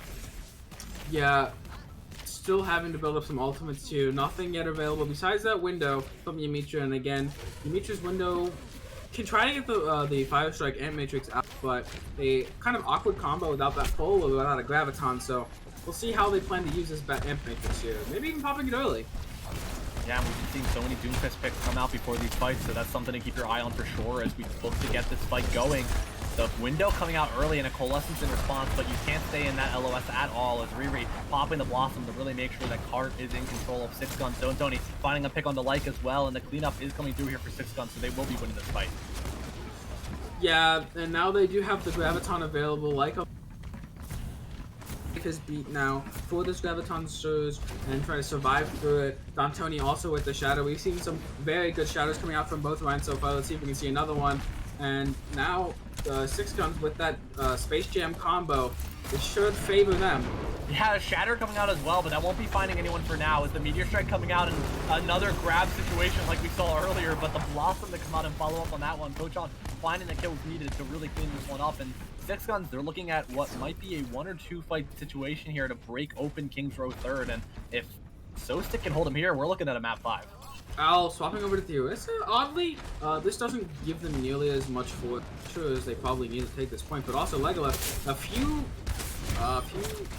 now he has his beat, so yeah, but finding a pick on a Death, yeah, and the beat drop to come out, so desperation here for 6ixGuns. They want to win this fight, and Riri making sure that happens by getting a pick on the Kochon, getting momentum built here for 6ixGuns, but an interesting angle here for Kel, actually on the high ground behind 6ixGuns, unloading the damage on the Zarya, but Death pushing him to the front line of the enemy side, and so Kel will be going down quickly thanks to the Doomfist response.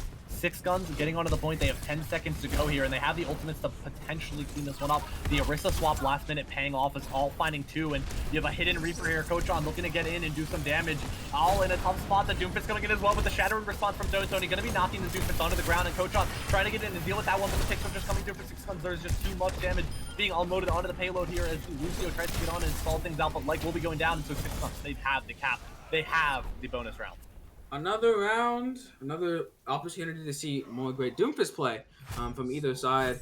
Although did seem kind of unfortunate at the beginning there, Death dying early. It did allow the team to get some halts off, get some damage off, and really end up taking that fight in the long run. So we'll be seeing here if both teams decide to stay on. If Al decides to swap to the Orisa again on the attack here.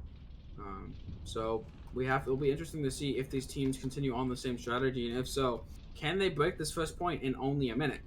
Both teams did have a little bit of slower offenses, so we'll see if it doesn't just end up in a draw. Even you can still get a draw on King Groves.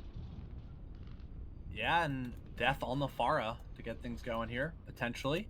Obviously, attacking spawn, we always say it, subject to change, but the comp from Soesic looking very consistent to what we've seen pretty much from them all map. The Doom Reaper look, and that's probably going to be mirrored unless they decide to stick with this Pharah Mercy, but as it gets closer to the round start, this is looking more set in stone. We might be seeing a surprise Pharah Mercy, obviously only a minute to work with, so surprises like this are what win maps, and so these hero choices could really be the difference here as Death going back to that Pharah. We've seen it all map. It's obviously very practiced, warmed up, so here we go, really, as it comes down to this. 1 minute to go on the clock.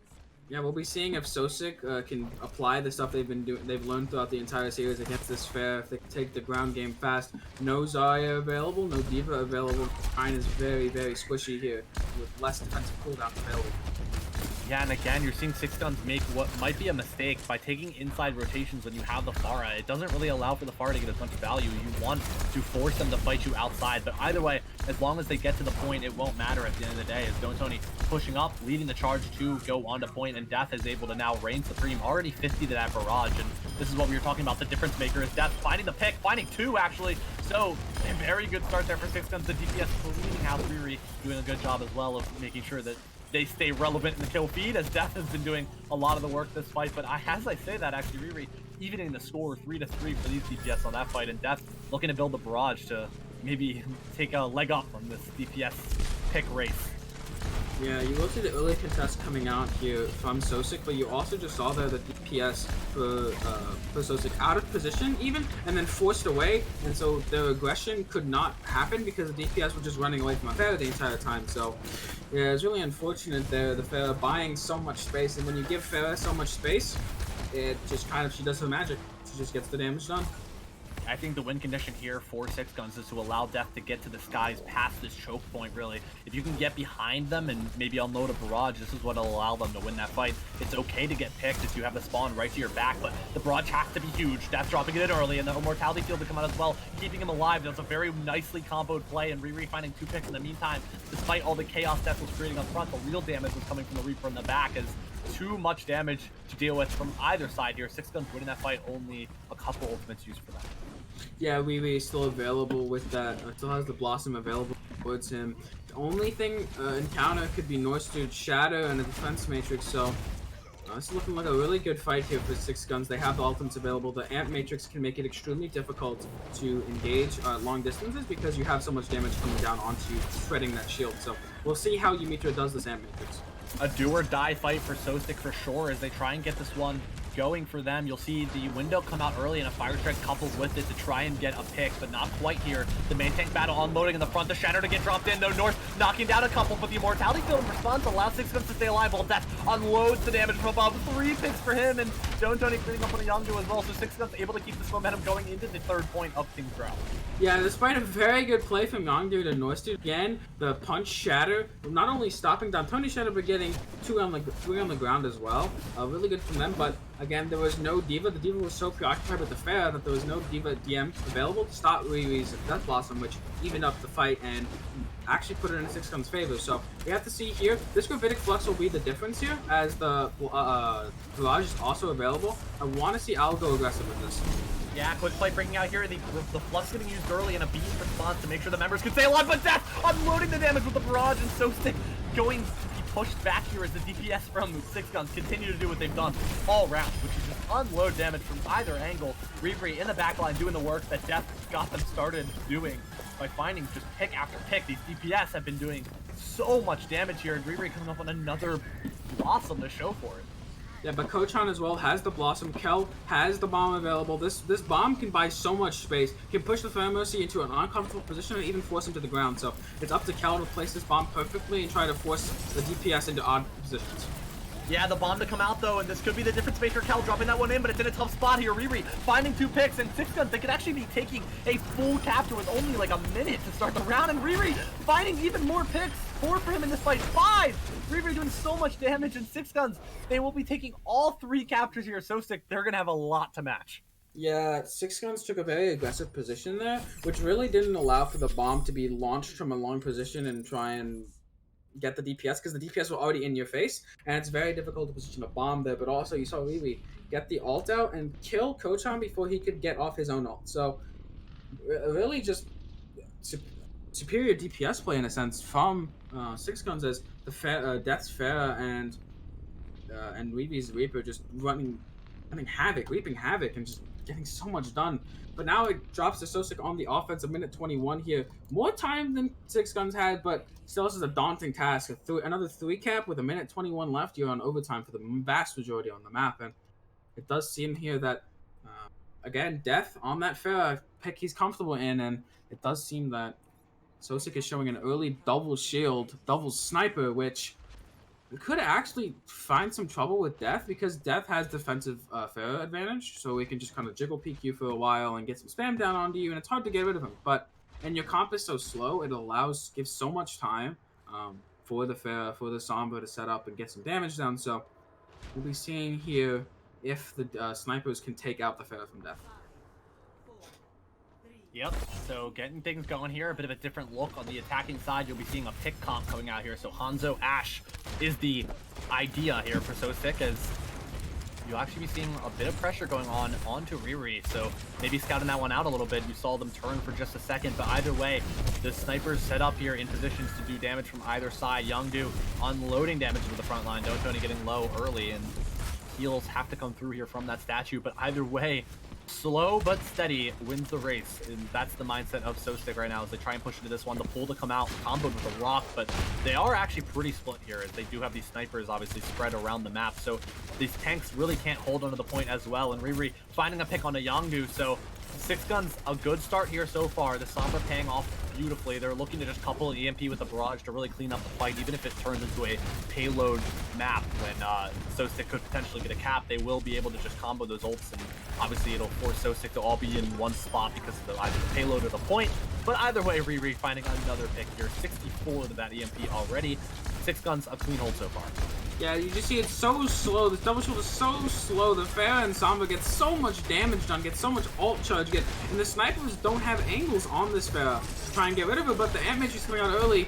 Yeah, the window popped, the tank's getting pushed back. They might not even be able to get a touch on a point here, just barely managing to make it on. So Soesic, they are in a scenario to potentially stay alive in this series, but either way, the picks are coming through for 6ixGuns. Pick after pick, Death Pharah has just been brilliant. The barrage getting unloaded, picks just coming through, and 6ixGuns, they're all going to be taking the series. Yeah, that will be 6. Yeah.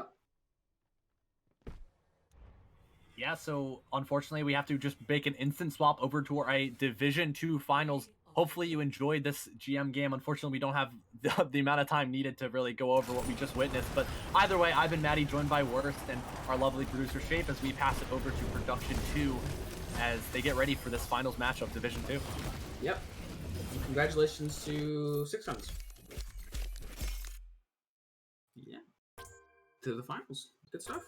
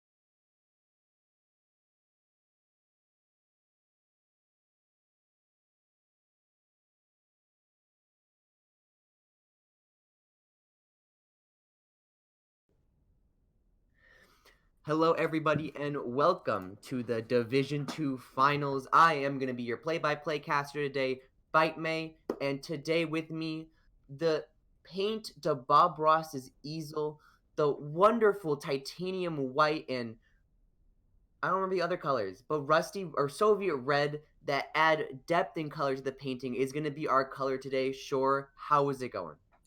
Hello, everyone, and welcome to the stream. I hope you guys are having a wonderful. As was just said, this is the finals. This is basically the best part of the season. Wants to get to. Now, going over the actual season standings, Helios Chroma #1 in Division 2, going 5-1 on the season, and only losing 5 maps. The cause not far behind 2, although a lot of their maps they finished the season 14-9 with maps. We're gonna figure out what happens. Of course, the standings never mean anything in the finals. It's a whoever plays well right now is the team that wins. In fact, that's just how Overwatch works. If you're better, and that is my wisdom for the day. That's all I gotta say. If you're just better and you play good, you Just win. just play good, forehead. Forehead, come on, get out of here. Don't be no 2-head plays around here. 5-head, in fact. That's all I. So what bands are we playing with right now? I mean we'll see in the game. I think we're still playing with comp bands, but not this week's comp bands. We're playing last week's. Ooh. I think we're playing last week's. They wanted to keep it like normal, so there's not a lot of change throughout the season. Right. So that means that there are no hit scans other than Ash. Diva's also banned, and you know what? I'm gonna keep it real. I'm not exactly Hero Man's are. Shape, the voice in my head. What bands? Can you tell me? Because they're the ones from last week. Okay, so we were right. The ones from last week. Oh, the old ones. The old ones. Okay. All right. The voice in my head has spoken. It is the old hero bands. So that's actually gonna be really interesting. So these the start of the season, I think, if I'm not mistaken. So that means not a lot of dive that's going to be played because I'm pretty sure Winston was taken out. And Roadhog, Sigma, Doomfist, Brig. There we go. We have discovered it. So honestly, that doesn't really affect much. I mean, on the meta, every other meta hero is still going to be played. Of course, May and McCree coming. The dynamic duo of Hitscan, the Batman and Superman of Hitscans, as the fight of the day. Yeah, remember when it used to be a Roadhog May and it was just like 3v3s and you like Roadhog May on and you just clap everybody for days. But continuing on. Oh! Helios Sloth just jumps off the map right there, allowing the choice to come in there, get Kobo, get Phoebe. Now they're just trying to clean up, they're trying to mop, they're trying to sweep everything up, and that is going to be the first fight. So sorry, Sloth. I'm sorry for laughing over you. He just jumped out. Oh, I really hope that was a misclick, but that was really funny. That was a great way to actually start the start. It is the ultimate banter right there, just clicking. Asserting his dominance. Like, yeah, no, I'm gonna ride up the map. We'll get to next fight. Helios deciding to go right, they're gonna go into side, hop down, and they're gonna rotate on the point. This is what they done the second time. It allows them to stay shielded with the Orisa and Ryan shield a little better. Huge May by Carlos right there, but an even bigger May by MPG, completely blocking them off. They're not gonna get any kills though. Big damage on the May wall, allowing the rest of the choice to come in and bring it down. Wow. Shatter from 8-Bit Nerd. You could tell they had a lot of communication focused on the middle pillar, and as soon as that middle pillar broke, the shatter came in right after that. It was perfectly executed, and great teamwork right there. Another wall in by Carlos, but didn't really get anyone allowing Helios to again just rotate on the point. They're not going to take the long way this time. They decided that the Mei wall, while it was good, just didn't work all the way. Aggressive Lucio plays coming up by Kobo, going extremely low, but luckily didn't go off to the side. Sunwalker to say, no, sorry boy, but it's not gonna that's how it's gonna end right now. Sunwalker going up on high ground and dealing in the damage. Helios is having a hard time recuperating the point. Yeah, and I mean, even though they didn't keep it for long, they did at least cap the point a bit, which did progress, because if that point had continued, the game would have been over by now. But this is going to be the last fight, and they still haven't built. That could prove to be a problem. This meta is heavily based on tank play, at least in my opinion. Kainu coming out, being more of a spacing all right there, but able to get Chamomile off from point. Helios now has the point, so now it's on the choice to figure out how they're going to go about this. The lamp is up and the moths are set, and seems like they're just going to back out. Helios finally being able to take the point. I mean, that was really good. I mean, they only had to use 2 ults, and both ults they used, the McCree and the Baptiste ult, are basically ults you're getting every fight, or every other fight at the very least. So they kept a lot of their big ults, they kept the Mei ult, they kept the Iris ult, and the Rhine shield, or Rhine ult. Now we're seeing the big bongos come in, huge haul, pulling them all in. This is a huge damage boost for everyone on the team, and the range is actually enormous. Great spacing by Mei, keeping McCree out of that fight, and a little bit of what I would say sort of a spacing ult coming out from D.Va. Too high to do any real damage, but it's just enough to scare everyone. Now the secondary fights coming in, we do see Beat come in. It's not going to be that much. It's good. What he'll try to do, they should try to contest as long as possible.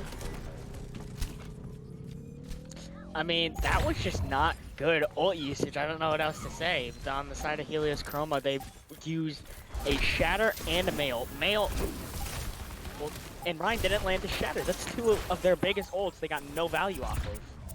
And they don't even get to touch there, of course, the Mei ult coming in.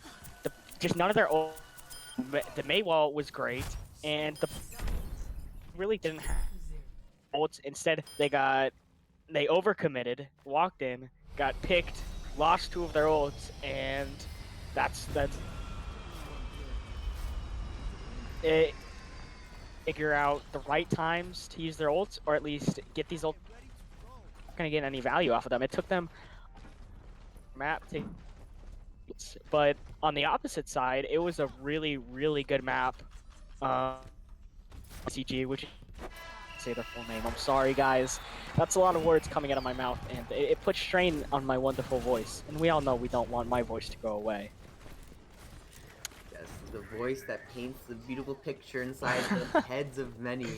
We have Helios opting to go high ground, while the choice is opting to go straight to point. Both work. I do prefer the high ground just because it works a little bit better with Mei. But as both teams are running Mei, you just wouldn't, see. It's more about playstyle and how the teams want to play than what's going to be best for them, because they're running almost mirror comps. Mike decided to go on Farah, getting taken out by Sunwalker. Yeah, we can sort of all see that coming from miles away. The choice gets the first point, Kobo gets the res off, and now it's a long-term fight. They got 2 picks off. The hit scan's down, so Mike is going to be able to do a little bit more poke damage now, going in and out. No longer really has to worry about that, although he will have to keep an eye out for Sunwalker in the future. Point is really going to come down to who can counter the Farah. If it's not getting countered at all, they're just going to steamroll this whole entire point. If they're able to put pressure on him, as well as on the Mercy, they should win this point. The Farah is essentially the whole win condition of this comp. So it's going to be based on how well she plays. And for right now, Sunwalker's doing a very good job. Ooh, Mike gets a pick off on a chamomile right there. Sunwalker's trying to focus on the Mercy before the Farah, which is a nice way to think. In fact, they have 2 dive tanks. False is going to go in there, finish off the kill. Gets slept. Kobo's going in for the res. That's what Kobo needs to do. If Kobo feels, like you said, Mike is the win condition. If Kobo can res Mike, there's no reason for him not to res. Sunwalker going up on high ground, trying to take down Kobo, but Kobo pops. Dominique's going in, trying to keep himself alive. If he dies, then Farah dies, and that's going to be the end of the fight. The reason a Farm Mercy is so good here is essentially the attention of the enemy team, because while you can push the front line, then the Pharah is going to be hitting you from behind with each doing 150 damage, I think, on a direct hit. So it basically comes down to you have to keep the Pharah in a bad position at all times, and that's going to be based on Sunwalker. Both males come out. Yeah. As soon as it was a question of who got ulted first. And it does. I never liked throwing a mailed in to counter a mailed. I always thought the team's gonna be frozen. You're not gonna have any follow up on the mailed. Again, it seems like the maileds in this game are either really good or they're just really bad. And I think that's another one of the win conditions here that's gonna decide these maps. Whose mailed is gonna be better? No, and in fact, False Sword hasn't been able to re-mech. That's also gonna be a huge thing as Mike just is in the back line destroying it. Yeah, you guys might have gotten the point, but Mike's gonna clean it up. That's gonna be the point, and that's gonna be round 1.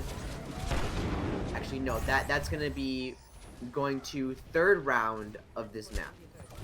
And I mean, as you can see there, they did a really nice rotation around the point, but they didn't have anyone to.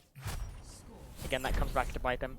And again, on the losing side, which is what happened last map, who are dying with ults and who are just kind of throwing their ults out for no reason, and you tend to see that a lot in organized play. When a team starts to panic and they really want to win, it's really competitive. A lot of the times, ults, and they think throwing ults out at the problem is. Where in fact, if TCG had saved a lot of their ults that they threw in bad failed, they would have had a lot easier time coming back next fight to win it. And I think a lot of teams have to start realizing that, and a lot of teams do end up adapting to that later on in the match. Can adapt to that first of not just throwing out ults. That tends to win a lot of these matches. Mike was doing so good on Pharah this map, last map. Let's see how he does on this map. Huge nade comes out. What Mike's looking to try to do, he's trying to get the back line. Like my beautiful color caster had said, when Mike gets in the back line, he causes a distraction, so they either have to try to roll the front line, take out the tanks, take out the DPS, take out the support, and then go to Pharah, or they can choose to have, you know, Sun or, as we're seeing right now, D.Va hop on the Pharah, and then you don't have that during the front line. So it's a lose-lose if you're mediocre at both. I think this is where the problem is going to come in. Is going to be able to take out the Pharah if he's this. She's getting pocketed, and there's so much cover in this point. This whole point is cover. And she doesn't have to play anywhere near the McCree. So in the end, Mike or whoever is playing the Pharah on either side is going to get value no matter what, because there's nothing there to because the McCree is not pocketed. Yeah, False trying to come in, deal that Pharah. The Nano comes out. This is really provocative of how this is gonna go. We do see a lot of Helios fall down. That's what you're supposed to do. See, once they took out the front line, then the Farge couldn't do anything. And you just have to, have when you're playing against a farmer, so you have to have a set game plan. You have to either go in saying, we're going to kill the Pharah and we're going to stop the res, or you have to have a set game plan going in, we're going to ignore the Pharah and focus all our damage on the front line, because they're 2 players down. If you walk into the front line, you're walking into a technical 5 or 6v4. Because look where their Pharmacy's playing and look where their team is. Valkyrie coming in from Mercy, just trying to get some optimal heals. Both support ults come out right there. Now, it's not really the best when both full support ults come out like that, but it could just be for saving from the Mei ult. You know, they're trying to do whatever they can to survive. Kobo is gonna go for the res. I really do like Kobo's reses. He's not playing too aggro with them. He's making sure he's behind cover, that no one's there. Yeah, I mean, he's playing the Mercy. He could be playing the Mercy. Oh, it's honestly so staggered. Oh, yeah, that's not, and that's a really, really big stagger. Slow hero. Of course, they are gonna have Lucio back,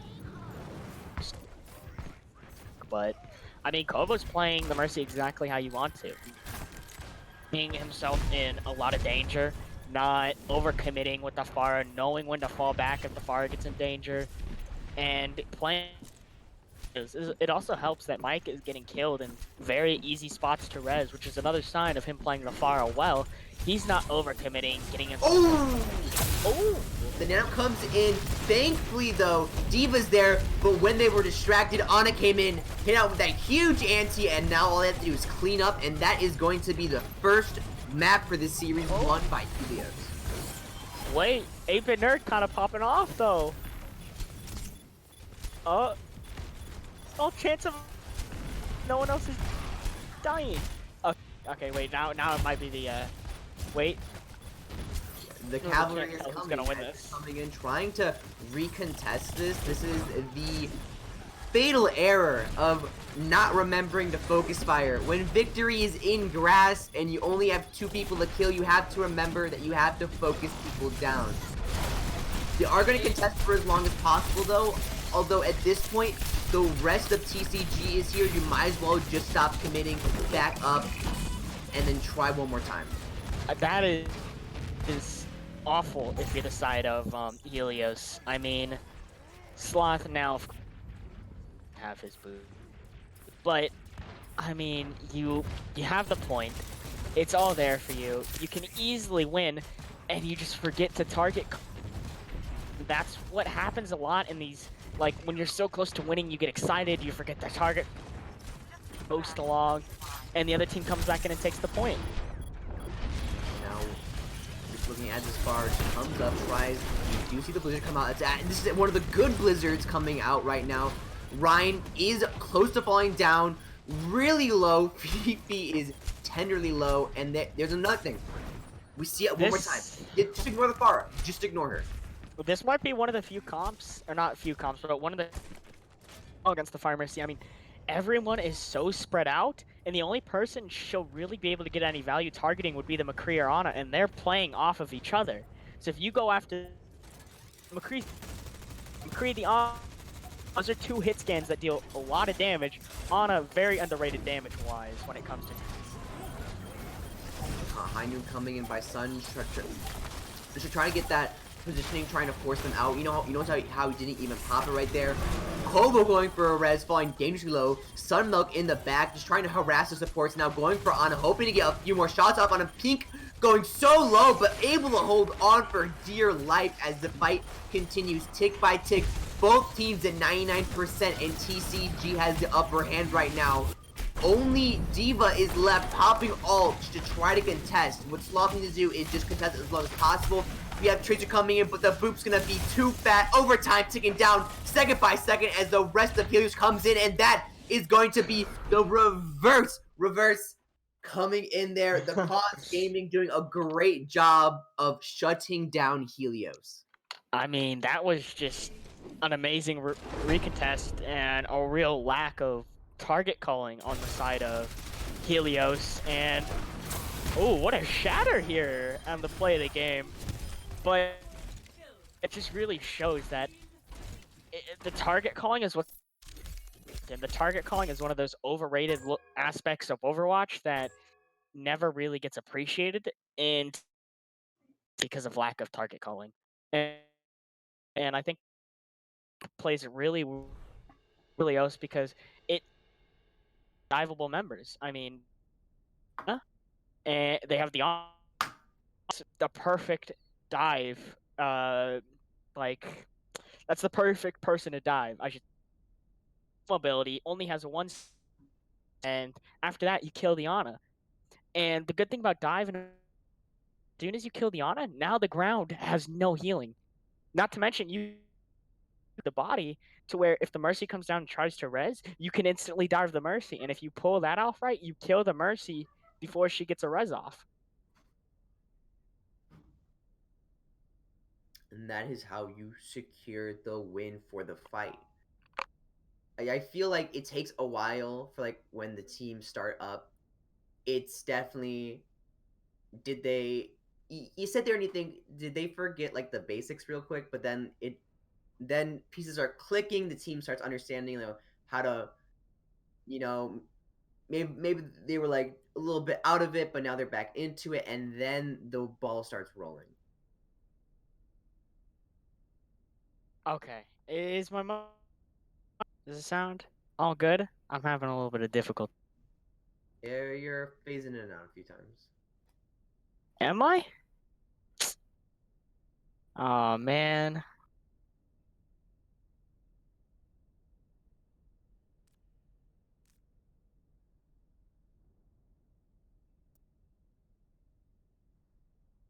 Yes, no, but absolutely wonderful first round between TCG and Helios Chroma.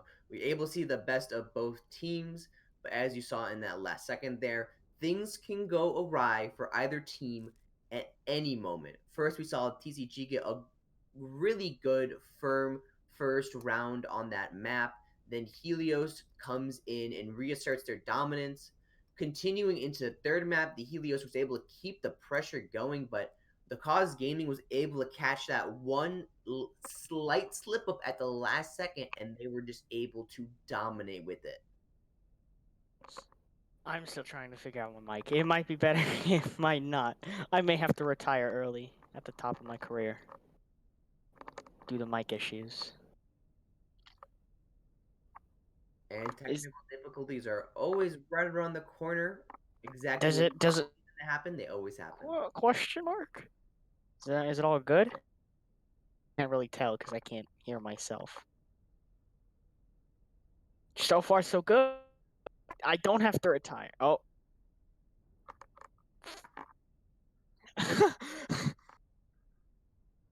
This is awful news. I'll have to retire at the peak of my craft.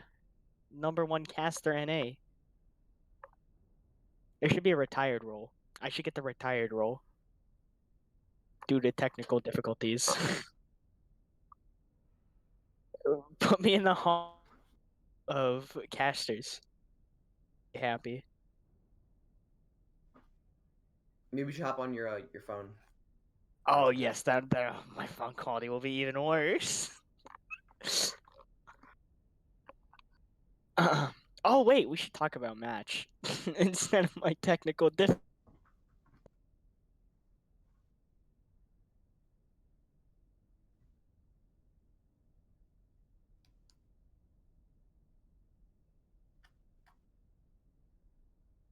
I would really like to see the stats on teams. Like if like I know it's not possible, but if you could see like the rank of them like go up next, I wonder if you would see a spike once quarantine started. I feel like everyone plays. I don't know. You have all the good players playing more now because quarantine is here, but you also have a lot of the bad players still I mean, playing. I'm okay. I mean, did the good players really do anything else though? I It's don't like know. maybe school. Maybe I mean maybe they'll pull a Kefri, retire from Overwatch, go play Valiant instead. That's I what have no clue what that game is.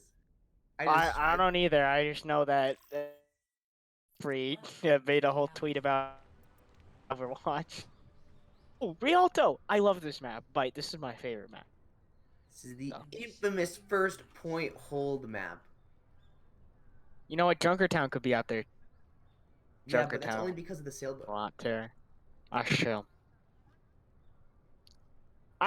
You know this I mean there's just a lot of corners. That's why Rialto's so good. Is it teams to just play around this corner, and the attacking team is pushing up through and out through this like alley without a lot of corners, or at least corners that play to their advantage. You know, Yeah.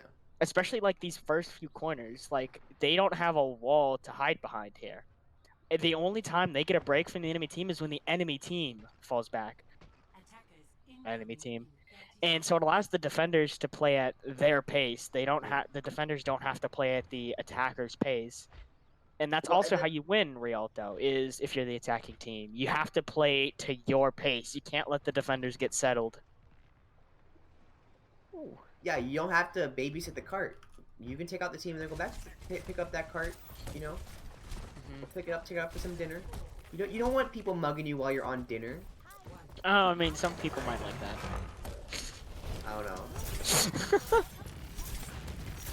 Seeing Mike go off to the far, which I think this is also a lovely far map. Yeah, I'm not sure why he would switch off. This is a really, really.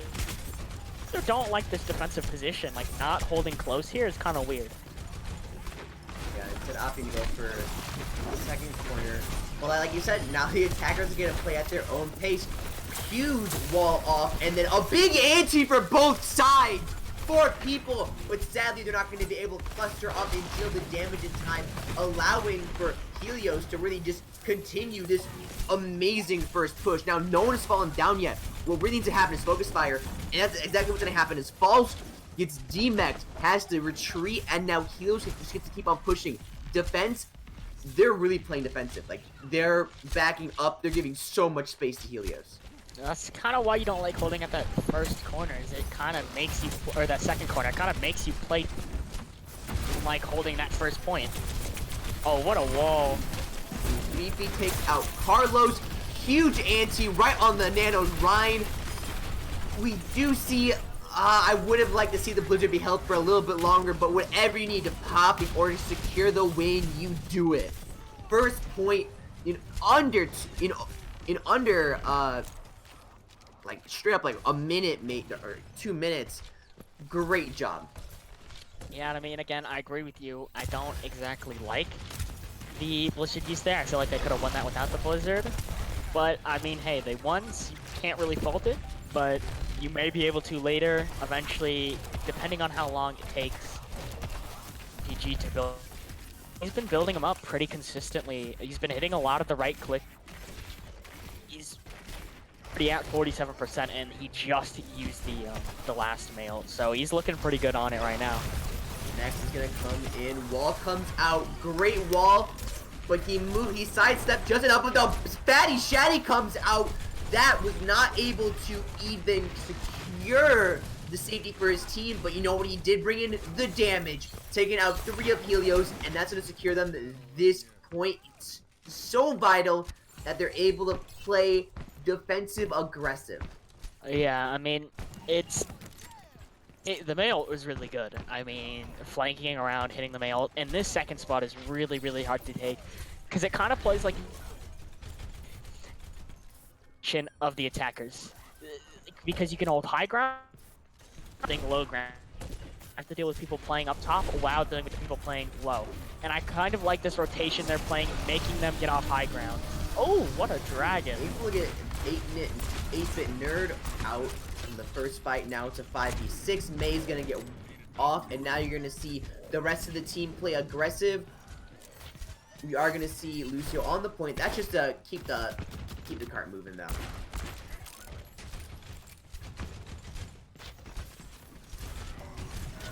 Yeah, I mean, oh wait, another bomb. Ooh, oh, that was big. Getting the mic in. What a ball! You have to look out for it, but 3 minutes is 3 minutes. It's not too much off their time. That's such a weird spot to get killed by a bomb. I don't. But I mean, there's so much cover here. There's really not an excuse to get killed. I like you. Watch out for it. There's no excuse to get killed. But the back cap. The back. The C9. They C9'd it. Come You on. have to pay attention to the Oh cart. my God. You have to pay attention to the cart. Oh, and the big wall too. Ryan going in looking for some damage, but guess what? Carlos can say, nah, I would rather not. He tries to pop Mouse will take the but it blizzard. gets eaten up like a breakfast dinner.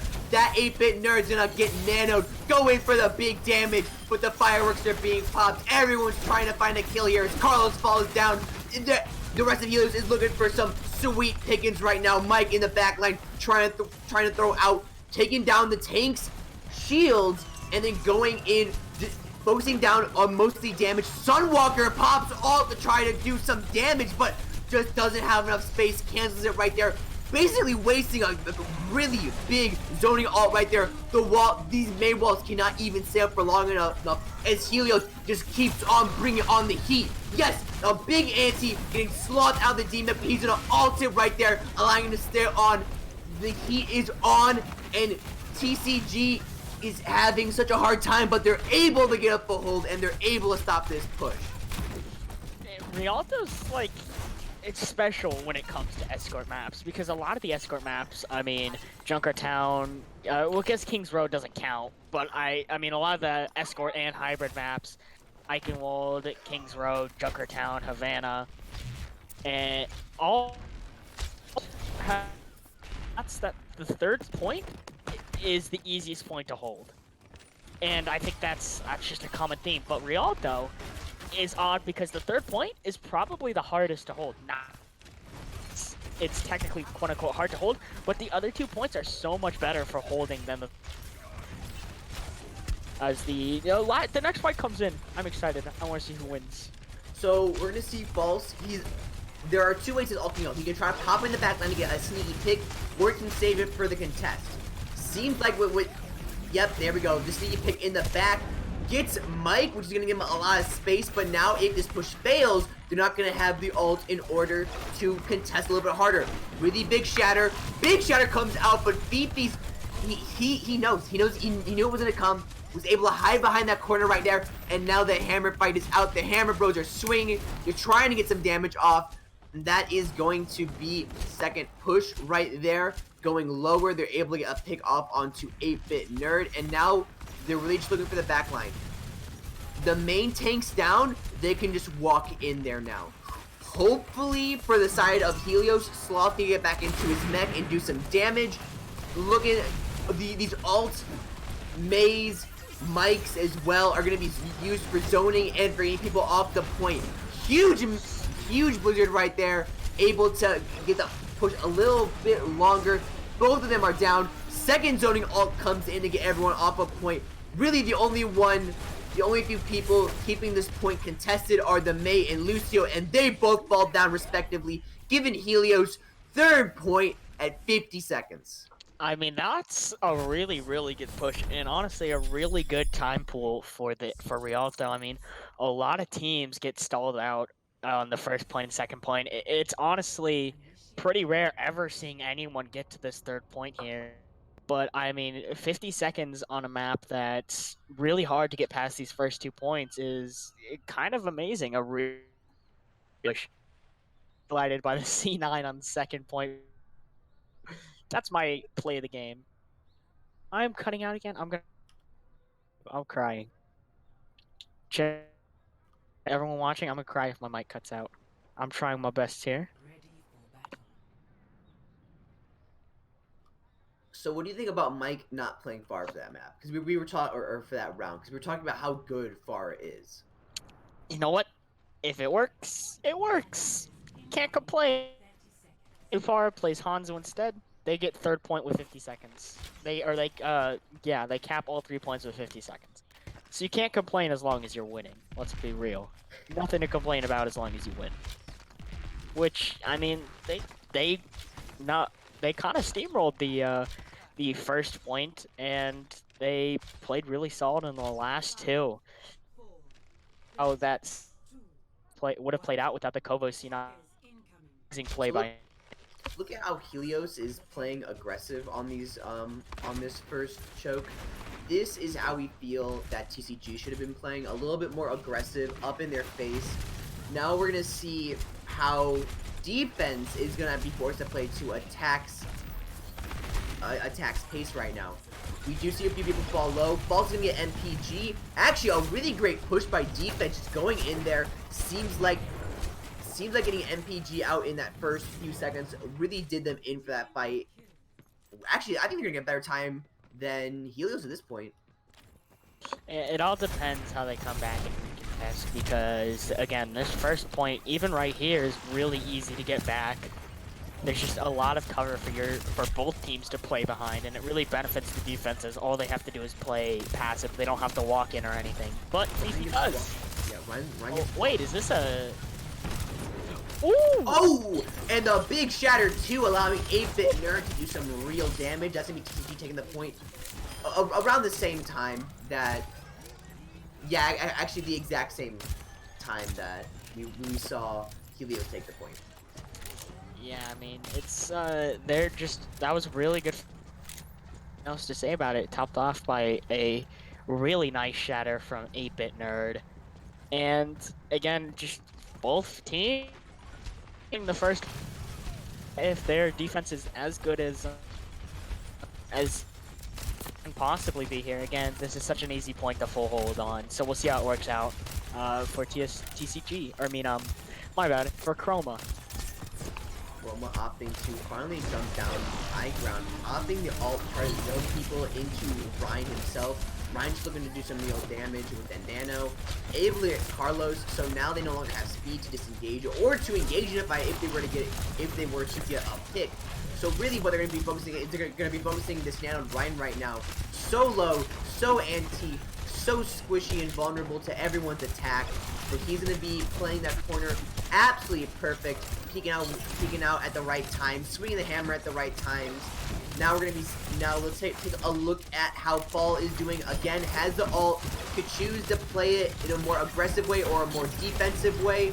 With it coming out, he's going to choose to play more aggressive in the back line to keep people off of that Mei ult.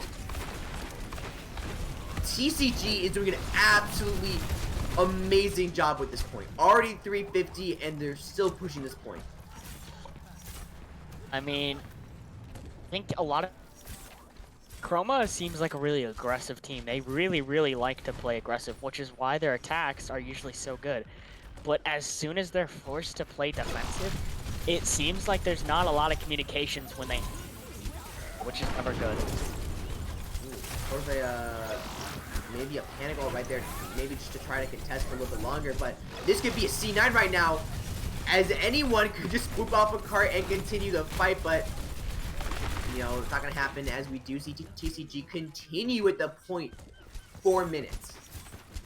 Way more time in stock than Helios at this point.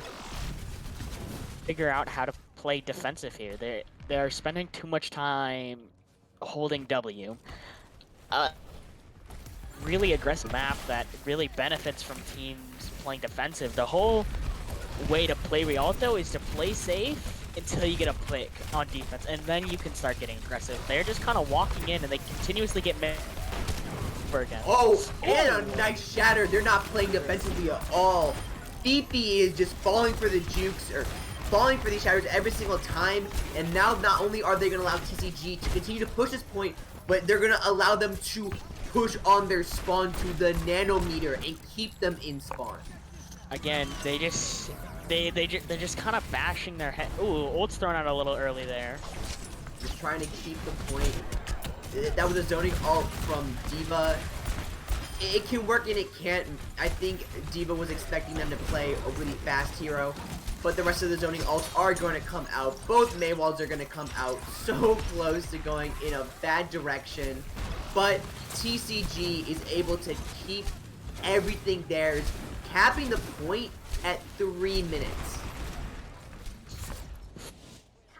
Team's getting a third point, but I mean, of course, the 3 minute or the 27-second difference is gonna be real. Comes down to it. It's gonna have to put card time and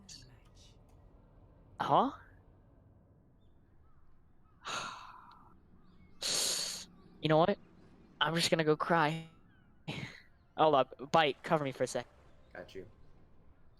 So what I think our boy Short was trying to say right there was that the time difference is absolutely ginormous. That's a 3-minute difference. We were just talking about how it was so rare to see 50 seconds on the point. Now we see 3:27 on second push. So this really shows that TCG really really knows what they're doing, but this isn't the end yet.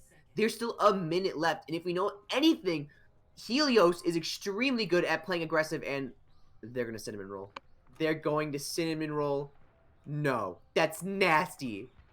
If anyone doesn't know what a cinnamon roll is, it's when you get behind the enemy, you get near the enemy spawn, you wait for the doors to open, and when they go on the point, you're like, hey, so we were behind you the entire time, just an FYI, and now we're going to destroy your team. But it's very hard to work sometimes. You can get caught off guard. But here it comes. They're wondering why nothing's there. Honor spots them. Gets off asleep, but the damage is too much. Wall comes out. The real fight starts now. Lucio falls down on the first fight. Walls are being popped. Fire strucks are being struck. And Mei is playing aggressive. This might work out. This might not work out, but they are giving it a shot. They need to watch out for the spawning Ana, or the Lucio that's going to spawn in soon. Do not want to get pooped, but Fifi, oh, gets saved by an amazing wall by MPG. With the back, oh, but the double boot by Chamomile right now. An absolutely amazing job coming in from TCG right now, taking out anyone who comes by spawn, dealing amazing amounts of damage. Sloth gets team deck as TCG continues the roll, and the cinnamon roll is keeping the game up. 11 seconds left, and it's going to be hard for Helios to do anything. Absolutely huge. Coming out of 5, it's going to come down to overtime. And even on the first point, they're going to play a little bit aggressive. Huge shatter, huge anti as the fight just comes to a halt right there. There's nothing Helios can do right now. There's absolutely nothing that they can do. They can try all they want, but this is going to be TCG's battle. Oh, but Fifi gets a massive play right there as well. Hopefully he can do something about it, but with the Mei coming out, with the real damage coming out, their spawns are close, but are they close enough? Yes, they are, Helios says. Absolutely saving that right there. Amazing plays by both. I am here. I don't know if it's any better. If you just have to my streaming career.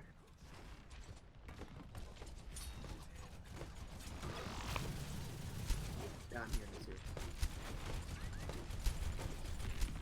Continuing on with this point, this might be a cap, but we don't know. Sunwalker's down.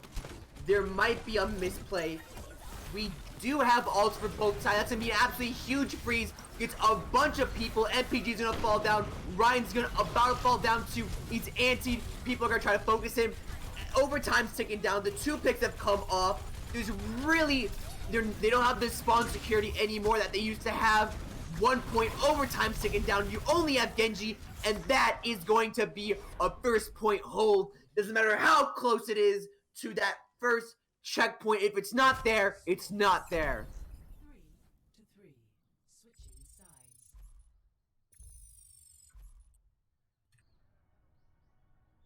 Absolutely love to see this cinnamon roll when it comes out. It is one of the if not the best thing to see in Overwatch next to a Bastion at any moment.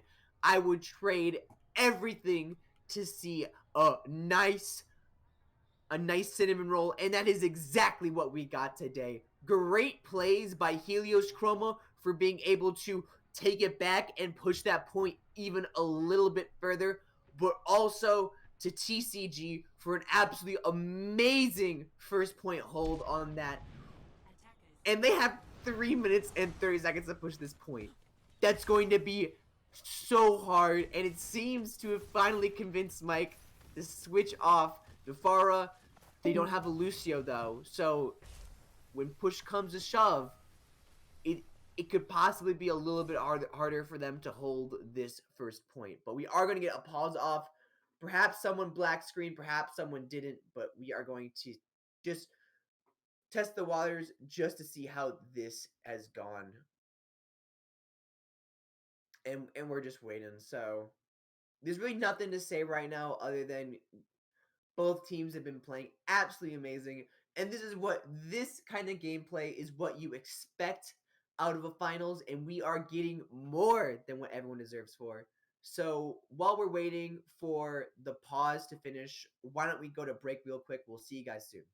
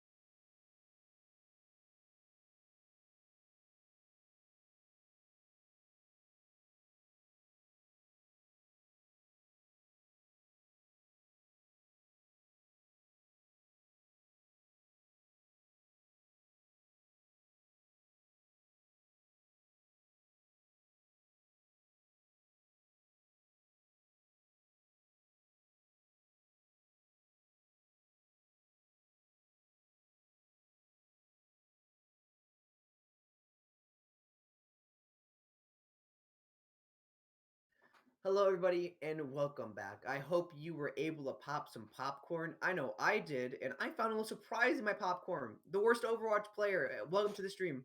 Hey, how's it going? I'm glad to be here in this the finals here again. Great match we should be in. Looking here, it's 3-3 both teams, but one team got 3 minutes 27 seconds, so that's a really good time. Absolutely, it was an absolute demolish. Helios was able to push the third point with 50 seconds on Rialto, and we thought that was rare. And then, and then TCG came in with a whopping 3 minutes. Yeah, 3 minutes time bank on Rialto is actually really crazy, and that's really strong too. But I mean, first holds on Rialto are pretty common, so couldn't be all that crazy for them to actually lose this map potentially. They still have to play good here. Mm-hmm. Yeah, just waiting for this pause to get over here, but again, yeah, it just should be pretty interesting. The strategies that can come out on this map are pretty diverse and on first point, so we'll be seeing what they decide to do. Not having to push it that far, but still, 3 minutes 27 seconds gives a lot of time for a lot of different things, combo ultimates, all that kind of stuff. So, pretty interesting. Yeah.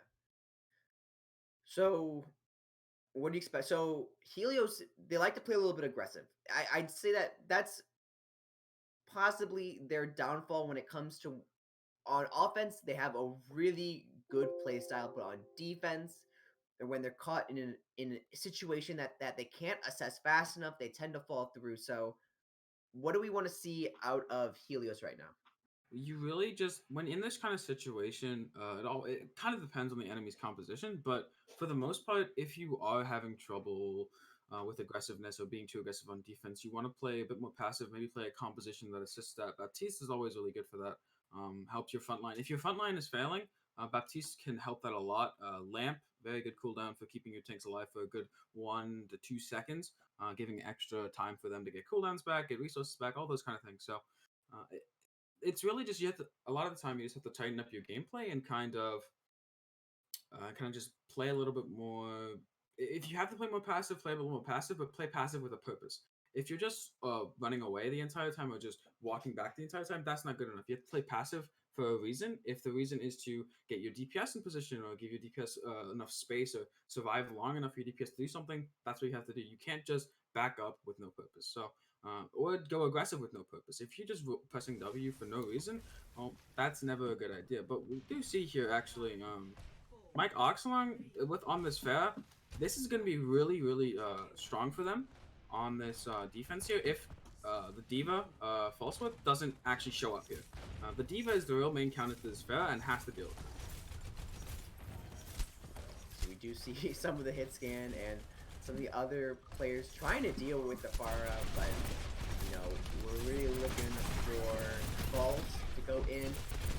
Sees Pharah, goes in, trying to get the high ground, getting ready for this next pounce. Right now, what we're gonna see, and this can go one of two ways. We're looking at TCG, whether they want to ignore the Pharah or they want to just go in and take out everyone on the ground and then focus the Pharah. They're sort of at a standstill right now, and this is really good for Helios. It gives them some time to build stuff. But here we go. Fiddy is gonna be frozen for just a tad bit, meaning that Pharah didn't have a healer. Mike falls down, and this is a perfect opportunity for TCG to get an aggressive attack right now. They are down a tad bit, but they do have the closer spawns, meaning that they can do a lot more aggressive plays. A huge shatter, get May and the supports, and honestly, it's going to be a tough hold here for Helios. Yeah, I think Helios just loses this point. They're nowhere close, but really that was all off the wall from Carlos and the pressure that was put onto the Reinhardt of Fifi. Once Fifi is frozen up like that, you force the Mercy from Helios Chroma to go back and peel for him. And once that happens, McCree can actually just 3-tap the Pharah, and it's easy as that. With the Mercy on the Pharah, it's way more difficult, but without the Mercy, the Pharah is a sitting duck there. And once the Pharah is gone, now you're running a comp with no real ability to actually carry a fight. Your Pharah is not there to do damage. Your Mercy is basically useless. Mercy, very low healing, without a res, without the ability to res, there's no space for her. She's just kind of one of the worst healers in the game at that point, so you're left with a situation where you don't really have any ability to take that fight. So it was really unfortunate. It was actually just a really good job from TCG on the aggression onto the front line. So well played by the May there, and actually TCG as a whole on that first attack. Yeah, TCG doing an absolutely amazing job. This is their second win of the series, and it's best of 5. So all they need to do is get one more, and they have it down. It's $125, so they're really itching to get some cash in their pockets. Yeah, and at this point, TCG, if they want to secure the win, if they want to secure that $125, they just have to keep playing strong. You cannot you cannot let up here. You cannot try to loosen up a little bit. You still have to play as strong as you have in the past 2 maps, because if Heroes Chroma takes a map, you don't know. The momentum can switch the opposite way, and Heroes Chroma can go on the sweep. You have to tighten up, and you have to win this next map. We've seen a lot of teams that they lose the third map and then they kind of crumble from there. They just look worse and worse. So we cannot see that from TCG. TCG just has to keep playing the game. It's obviously worked so far. They're up 2-0 in the series, so they keep doing what they plan to do. Should go well for them. And really, we're looking for we're looking for players to be able to keep their cool as well. You don't want to be too shaken up. You know, it is TCG will always have the opportunity to win at every single next round of the series, but Helios Chroma they need to buckle down, and that stress of always being able to win might cause someone on TCG to break. You never know. Yeah, I mean, there's always people don't think about it, but there's always pressure to finish out a series. You can go up 2-0, and then if you relax or if you get too pressured into thinking that I have to win this, it can cause your mental to kind of deteriorate, and that's not what you want to do in a series, because a series is a marathon, not a sprint. For the most part, you want to be able to keep going the entire way. But also, moving on to Assault, our next game mode here, you can actually see Mike Long early in the playoffs. You saw him absolutely dominate on that Pharah pick. So 2CP is actually a pretty good map type for him. The maps available, we have stuff like Volskaya, we have stuff like Hanamura. These maps, you can actually see the Pharah come out on first point and do very well, especially first point defense. Helios Chroma, Helios Chroma with Mike Long should have no problems with that Pharah defense. Absolutely strong composition. Should really work out well for them. We're going to be on Hanamura for this next map. Helios Chroma gets to choose sides. Will they choose defense or offense? Only the team captain will know. Yeah, we should probably see TCG picking defense here. Most teams do in fact pick defense, and yeah, they will be doing just that, picking defense. Most teams pick defense for the pure reason that if you set your own time, let's say you defend, there's only one tick you need to take. Wow, we can play Nanoblade EMP. We can take the fight easily. But yeah, it should be all well for them. But Helios Chroma, of course, not to be underestimated, even though they're down in this series. They do have some spectacular players on their team and can always pull out a win from nowhere.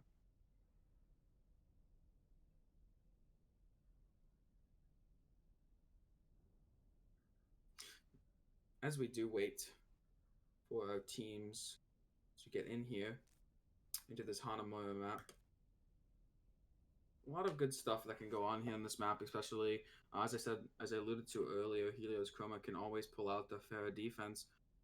Pharah first point defense on Hanamura has been kind of a staple of the map for a while. Sometimes it's been paired with a Bastion, but it doesn't have to be paired with a Bastion. So to give so much rain of the point, but Helios Chroma obviously has to set a good attack first if they want to make it to that good defense. So we'll see what TCG actually plans to go on the defense. They can also pull out a Pharah of their own. Just depends on how confident they are in that strategy. They can also just play fairly standard compositions, Reinhardt, and Zarya. So we'll be seeing how these teams feel coming into this map. Coming in. So while we're waiting for the map to start, how's your quarantine been? Quarantine has been fairly. It's been okay. It's like my daily life has been. I do this already. My daily life has finally been validated, isn't it? Yeah, I mean, I do this already, except now I don't have to go to school. So, I'll always take that. Oh wait, your school canceled? Yeah, high school is canceled, so that's very cool. Oh, yeah. I had to. Sucks. They're still making me take online classes. I'm like, can we at least make the classes pass fail? They're like, no. No, I paid for my tuition. They're going to I think my school system is moving towards that, but I haven't paid attention enough because I'm lazy. But So is school gonna like start back up for you, or how's this like gonna work out? I don't know.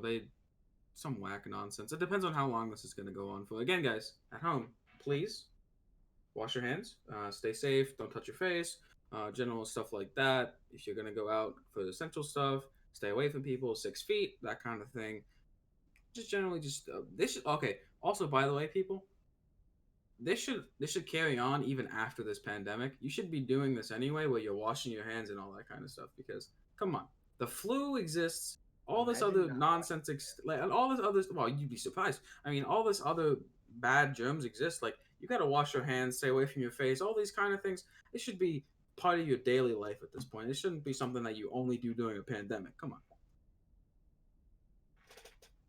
And I understand some of y'all might be time pressured when using the bathroom. Listen, most bathrooms, at least in public areas, tend to have a little hand sanitizer thing next to the door. So just give it like if you're really time pressured, right? Like you're gonna be late to like your meeting that's gonna get you're gonna get your taxes done for free, like no taxes paid. You really need to go there. Just give yourself a squirt of the hand sanitizer. Yeah, I mean, hand sanitizer. Oh yeah. By the way, if you guys missed it earlier in the day, actually basically just before this match, we did end up finding who our finalists for the GM division are, which will be taking place on Sunday. That will be Turbulence versus 6ixGuns. Both of these teams taking through some tough opponents and really proving themselves in the finals. So should be a great match on Sunday and Saturday. Division 1, if I'm not mistaken. My memory is very Yes, tomorrow shoddy. is going to be Division 1 finals, and then after that, on Sunday will be Grandmaster finals. Yeah, but yeah, should be great tournaments there, and obviously all the teams playing for prize pool, and also not just the prize pool. As a former player myself, it's like you go into tournaments, you're playing games. It's like yeah, the prize pool is amazing. Money is great. Don't get me wrong, money is great, but a lot of it is you're playing to prove yourself as a team, and you're proving yourself that we are good enough as a team. But on that note, we'll be seeing if this if Helos come back and prove themselves as the team that should win the finals here, or if TCG will finish this match out. Yeah, really looking forward to this map right now.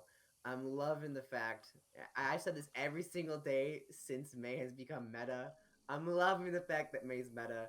I absolutely love May. I've been playing May for as long as I know. Since this game came out, I was like, ooh, an ice hero. Okay, let's see how this works. I mean, I think back to all the seasons before, like season 17, 17, 18. May was always something that you would harshly rarely see in ranked, especially. And if you saw it, you would think, oh wow, they're throwing or they're feeding. The only place that it would come out would be Hanamura. Yeah. Hanamura defense was the May map for the longest time, even when May was niche. So obviously, we got to see some more May here on Hanamura. Her, this is the only place that she's been ran before, like season 18 or something. So of course, you got to see her bust it out. But both of these teams showing some pretty interesting looks. Looking like Helios Chroma is going to go for that Ryan Zarya composition with the May, with the Widowmaker. Widowmaker is pretty interesting. Usually you'd have a McCree there, but actually no. Going with the Symmetra, they'll be looking at TP around. Yeah. Well, they did get the early call, so they do know that they have a Symmetra. Yeah, but they'll be looking to probably teleport around up top, on point, whatever they need. Just taking angles for the DPS, for the rotations to be clean, so. Comes out right behind point. May's going for Ana. Ooh, almost gets it, but just not fast enough as the fight continues. 8-Bit Nerd's going to be able to pick off the main threat right now, meaning that they're going to have an easy time defending this now that Symmetra is no longer a problem. Yeah, you actually saw that one of the great counters to the Symmetra strategy here is a May wall. If you put the May wall on the teleporter, people can't take the teleporter, and the teleporter is destroyed, basically, or unusable for a certain amount of time. And you saw that one person took it and got kind of murdered as soon as they did, so you gotta see a better... Actually, Mike Oxlong swapping over to the McCree off that Symmetra. A little bit of a really passive defense by the side. Oh, they're able to get the May wall. TCG's doing a decent enough job. They're not playing aggressive when they really should be thinking about going in there and finalizing picks, getting kills. They allow Mike to go in the backline and really just find heads to start clicking right now. Team's gonna get D-Max. We do see the Nano come out, so it's possible that this Reinhardt could swing the hammer and get some fat kills. But, oh, a huge shatter right there. That's going to allow them to pick up this fight and end things off on a high note. A little bit of a sloppy play there from Fifi. Kind of got overextended and punished there. You can't overextend like that, especially against the Mei.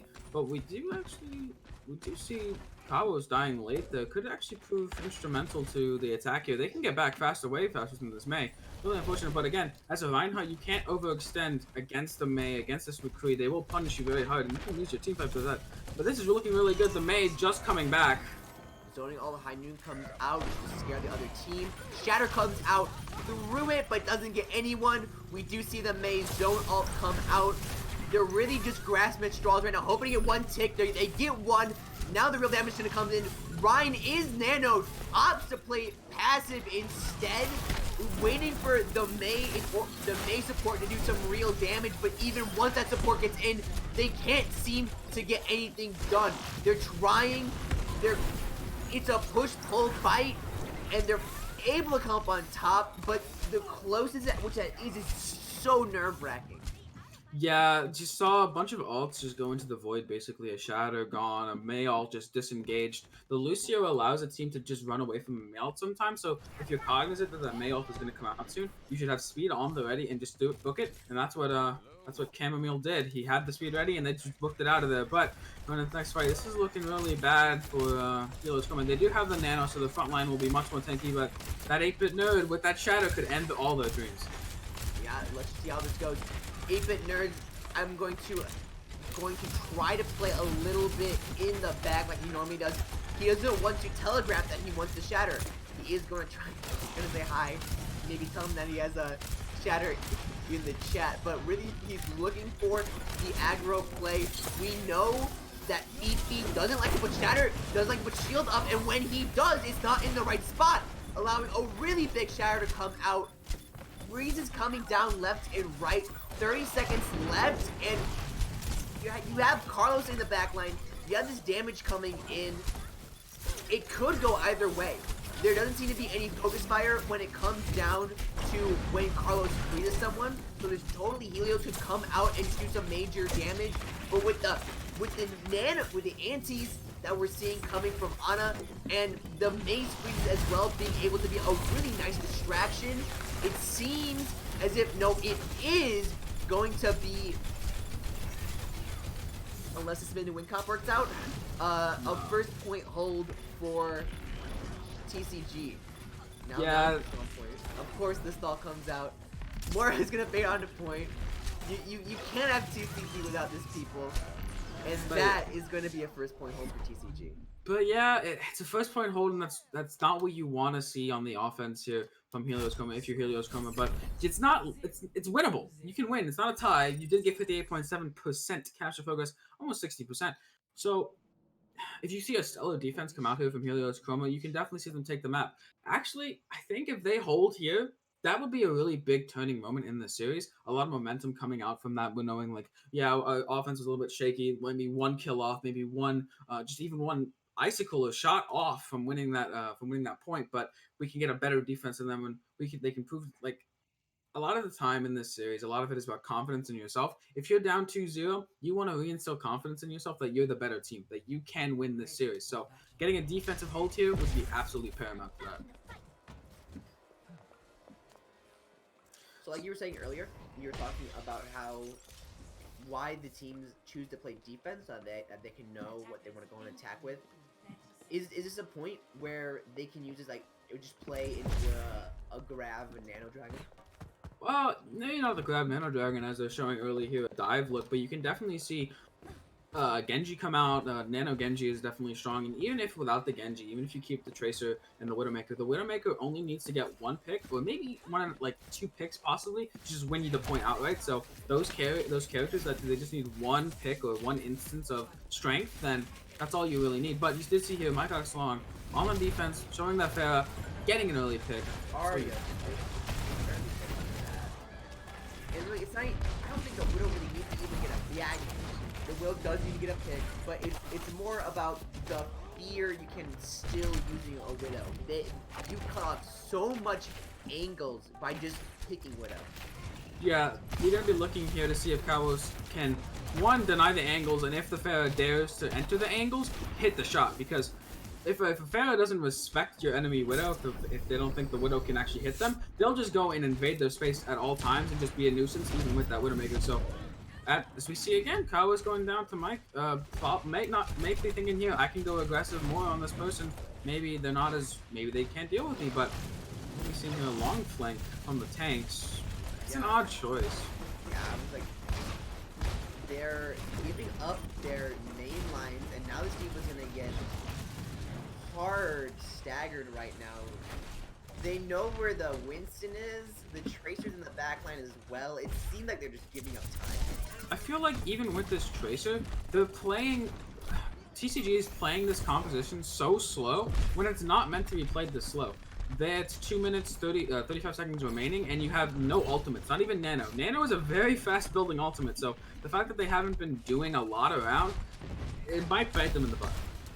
They should have jumped in, they need to play aggressive, they need to hop on this Widow, on this bar, which now they're going to do, even on the Mercy. Kobo falling down so low, being able to recuperate the losses though. They do need to watch out though, as now the fast plays are going to be coming.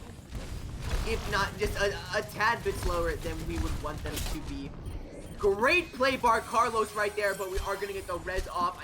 He was going to play a little bit more aggressive, but that's not what matters right now, as without that bar pestering them in the back line like the mosquito that she is, that means that TCG is going to be able to get priority onto the point.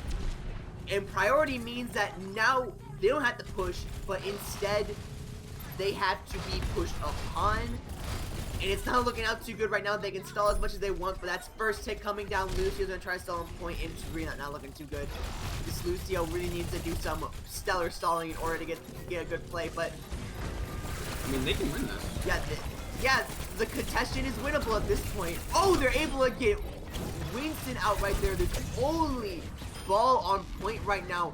Points ticking down, getting contested, and that is going to be TCG winning the finals for Division 2. Yeah, winning the finals for Division 2. Congratulations, TCG. Spend your 125 on whatever you want. You guys deserved it. Yeah.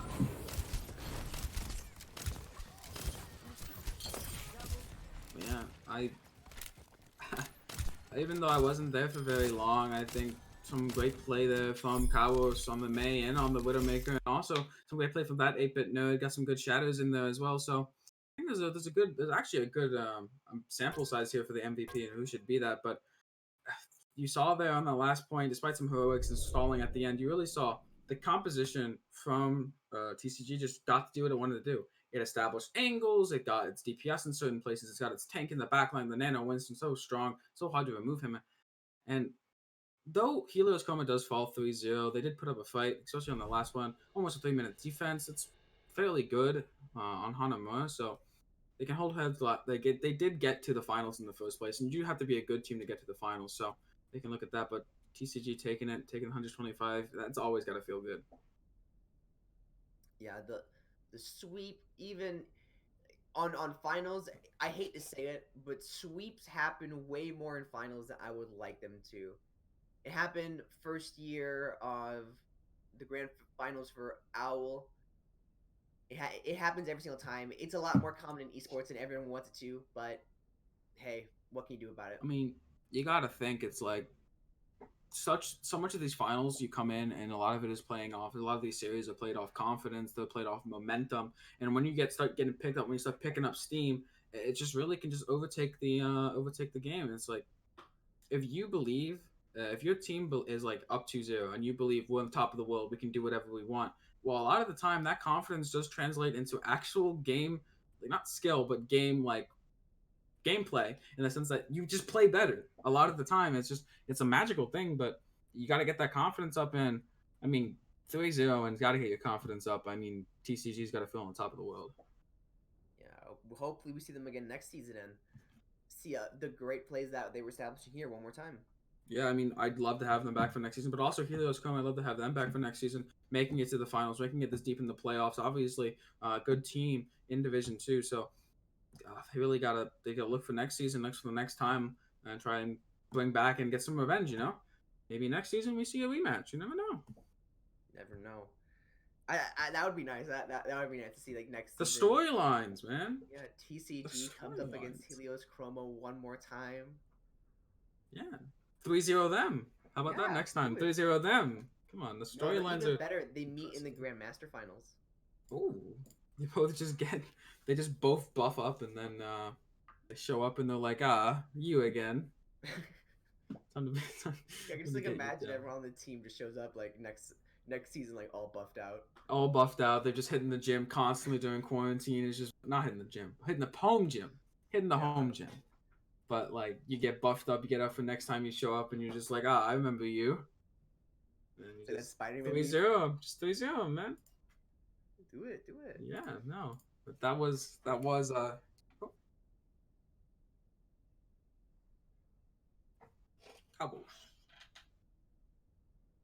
Yeah, I mean both of them were. Yeah, should be 8-Bit Nerd and Cowboy seeming to join us here for the MVP interview.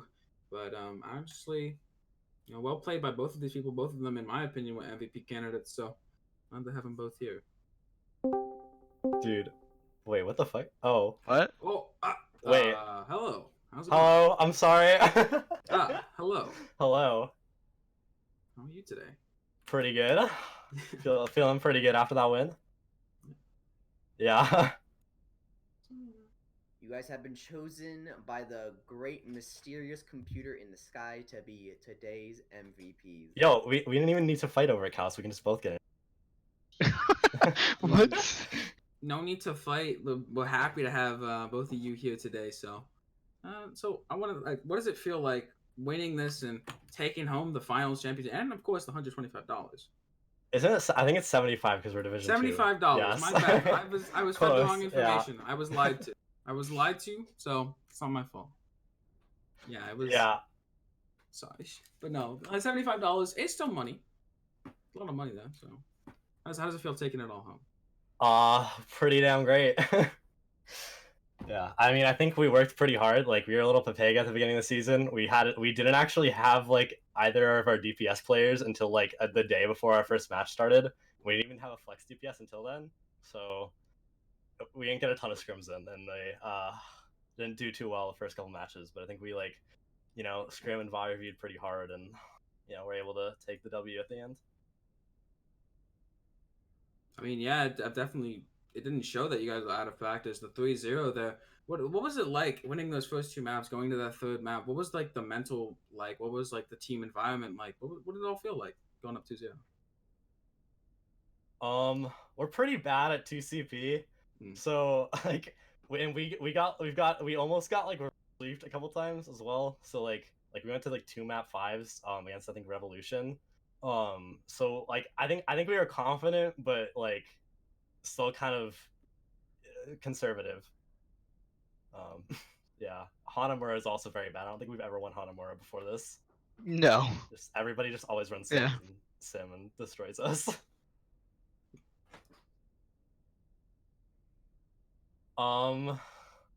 It was a WoW clan, I'm pretty sure.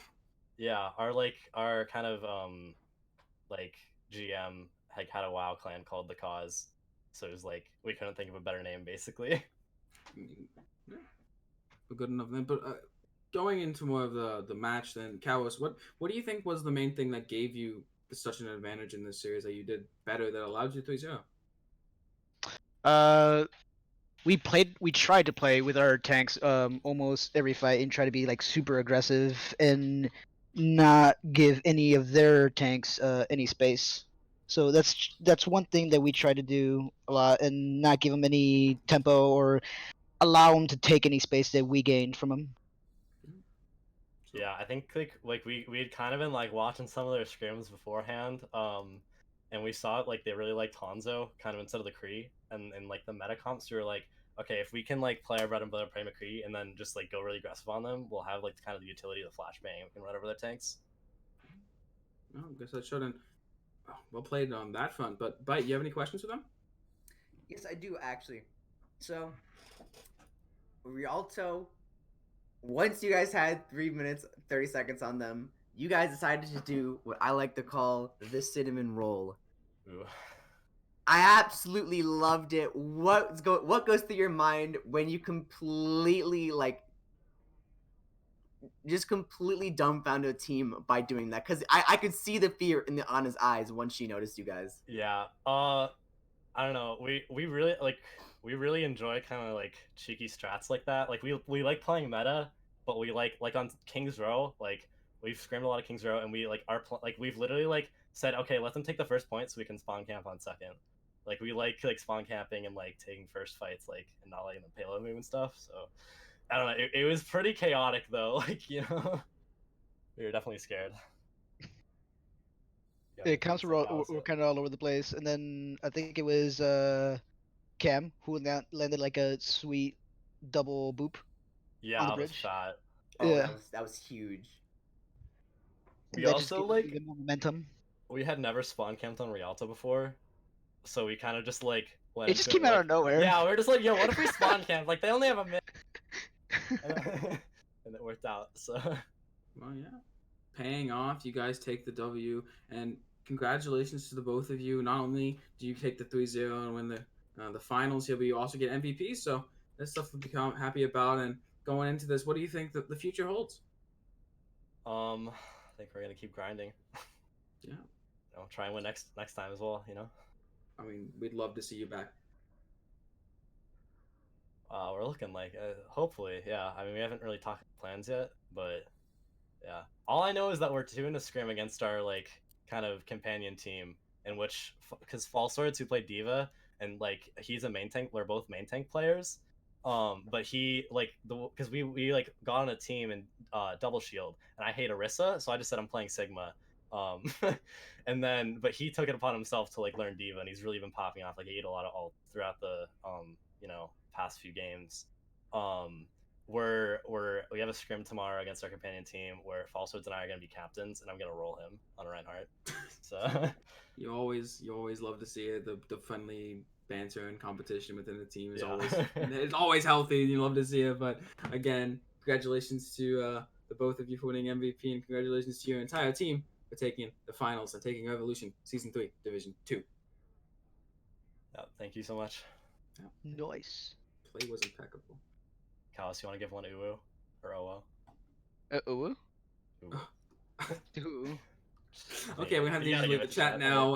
That was a little bit too far. You went a little bit too far, but a couple tournament rules, so I'm gonna ask you to leave now. Thank you. Thank you very much. Yeah, thanks. Bye. Thanks, Uwu. Get him out of here. Get him out of the tournaments. No. Yeah. Any closing remarks there, Bite? Any shout outs you want to make as we try to wrap up this this podcast here?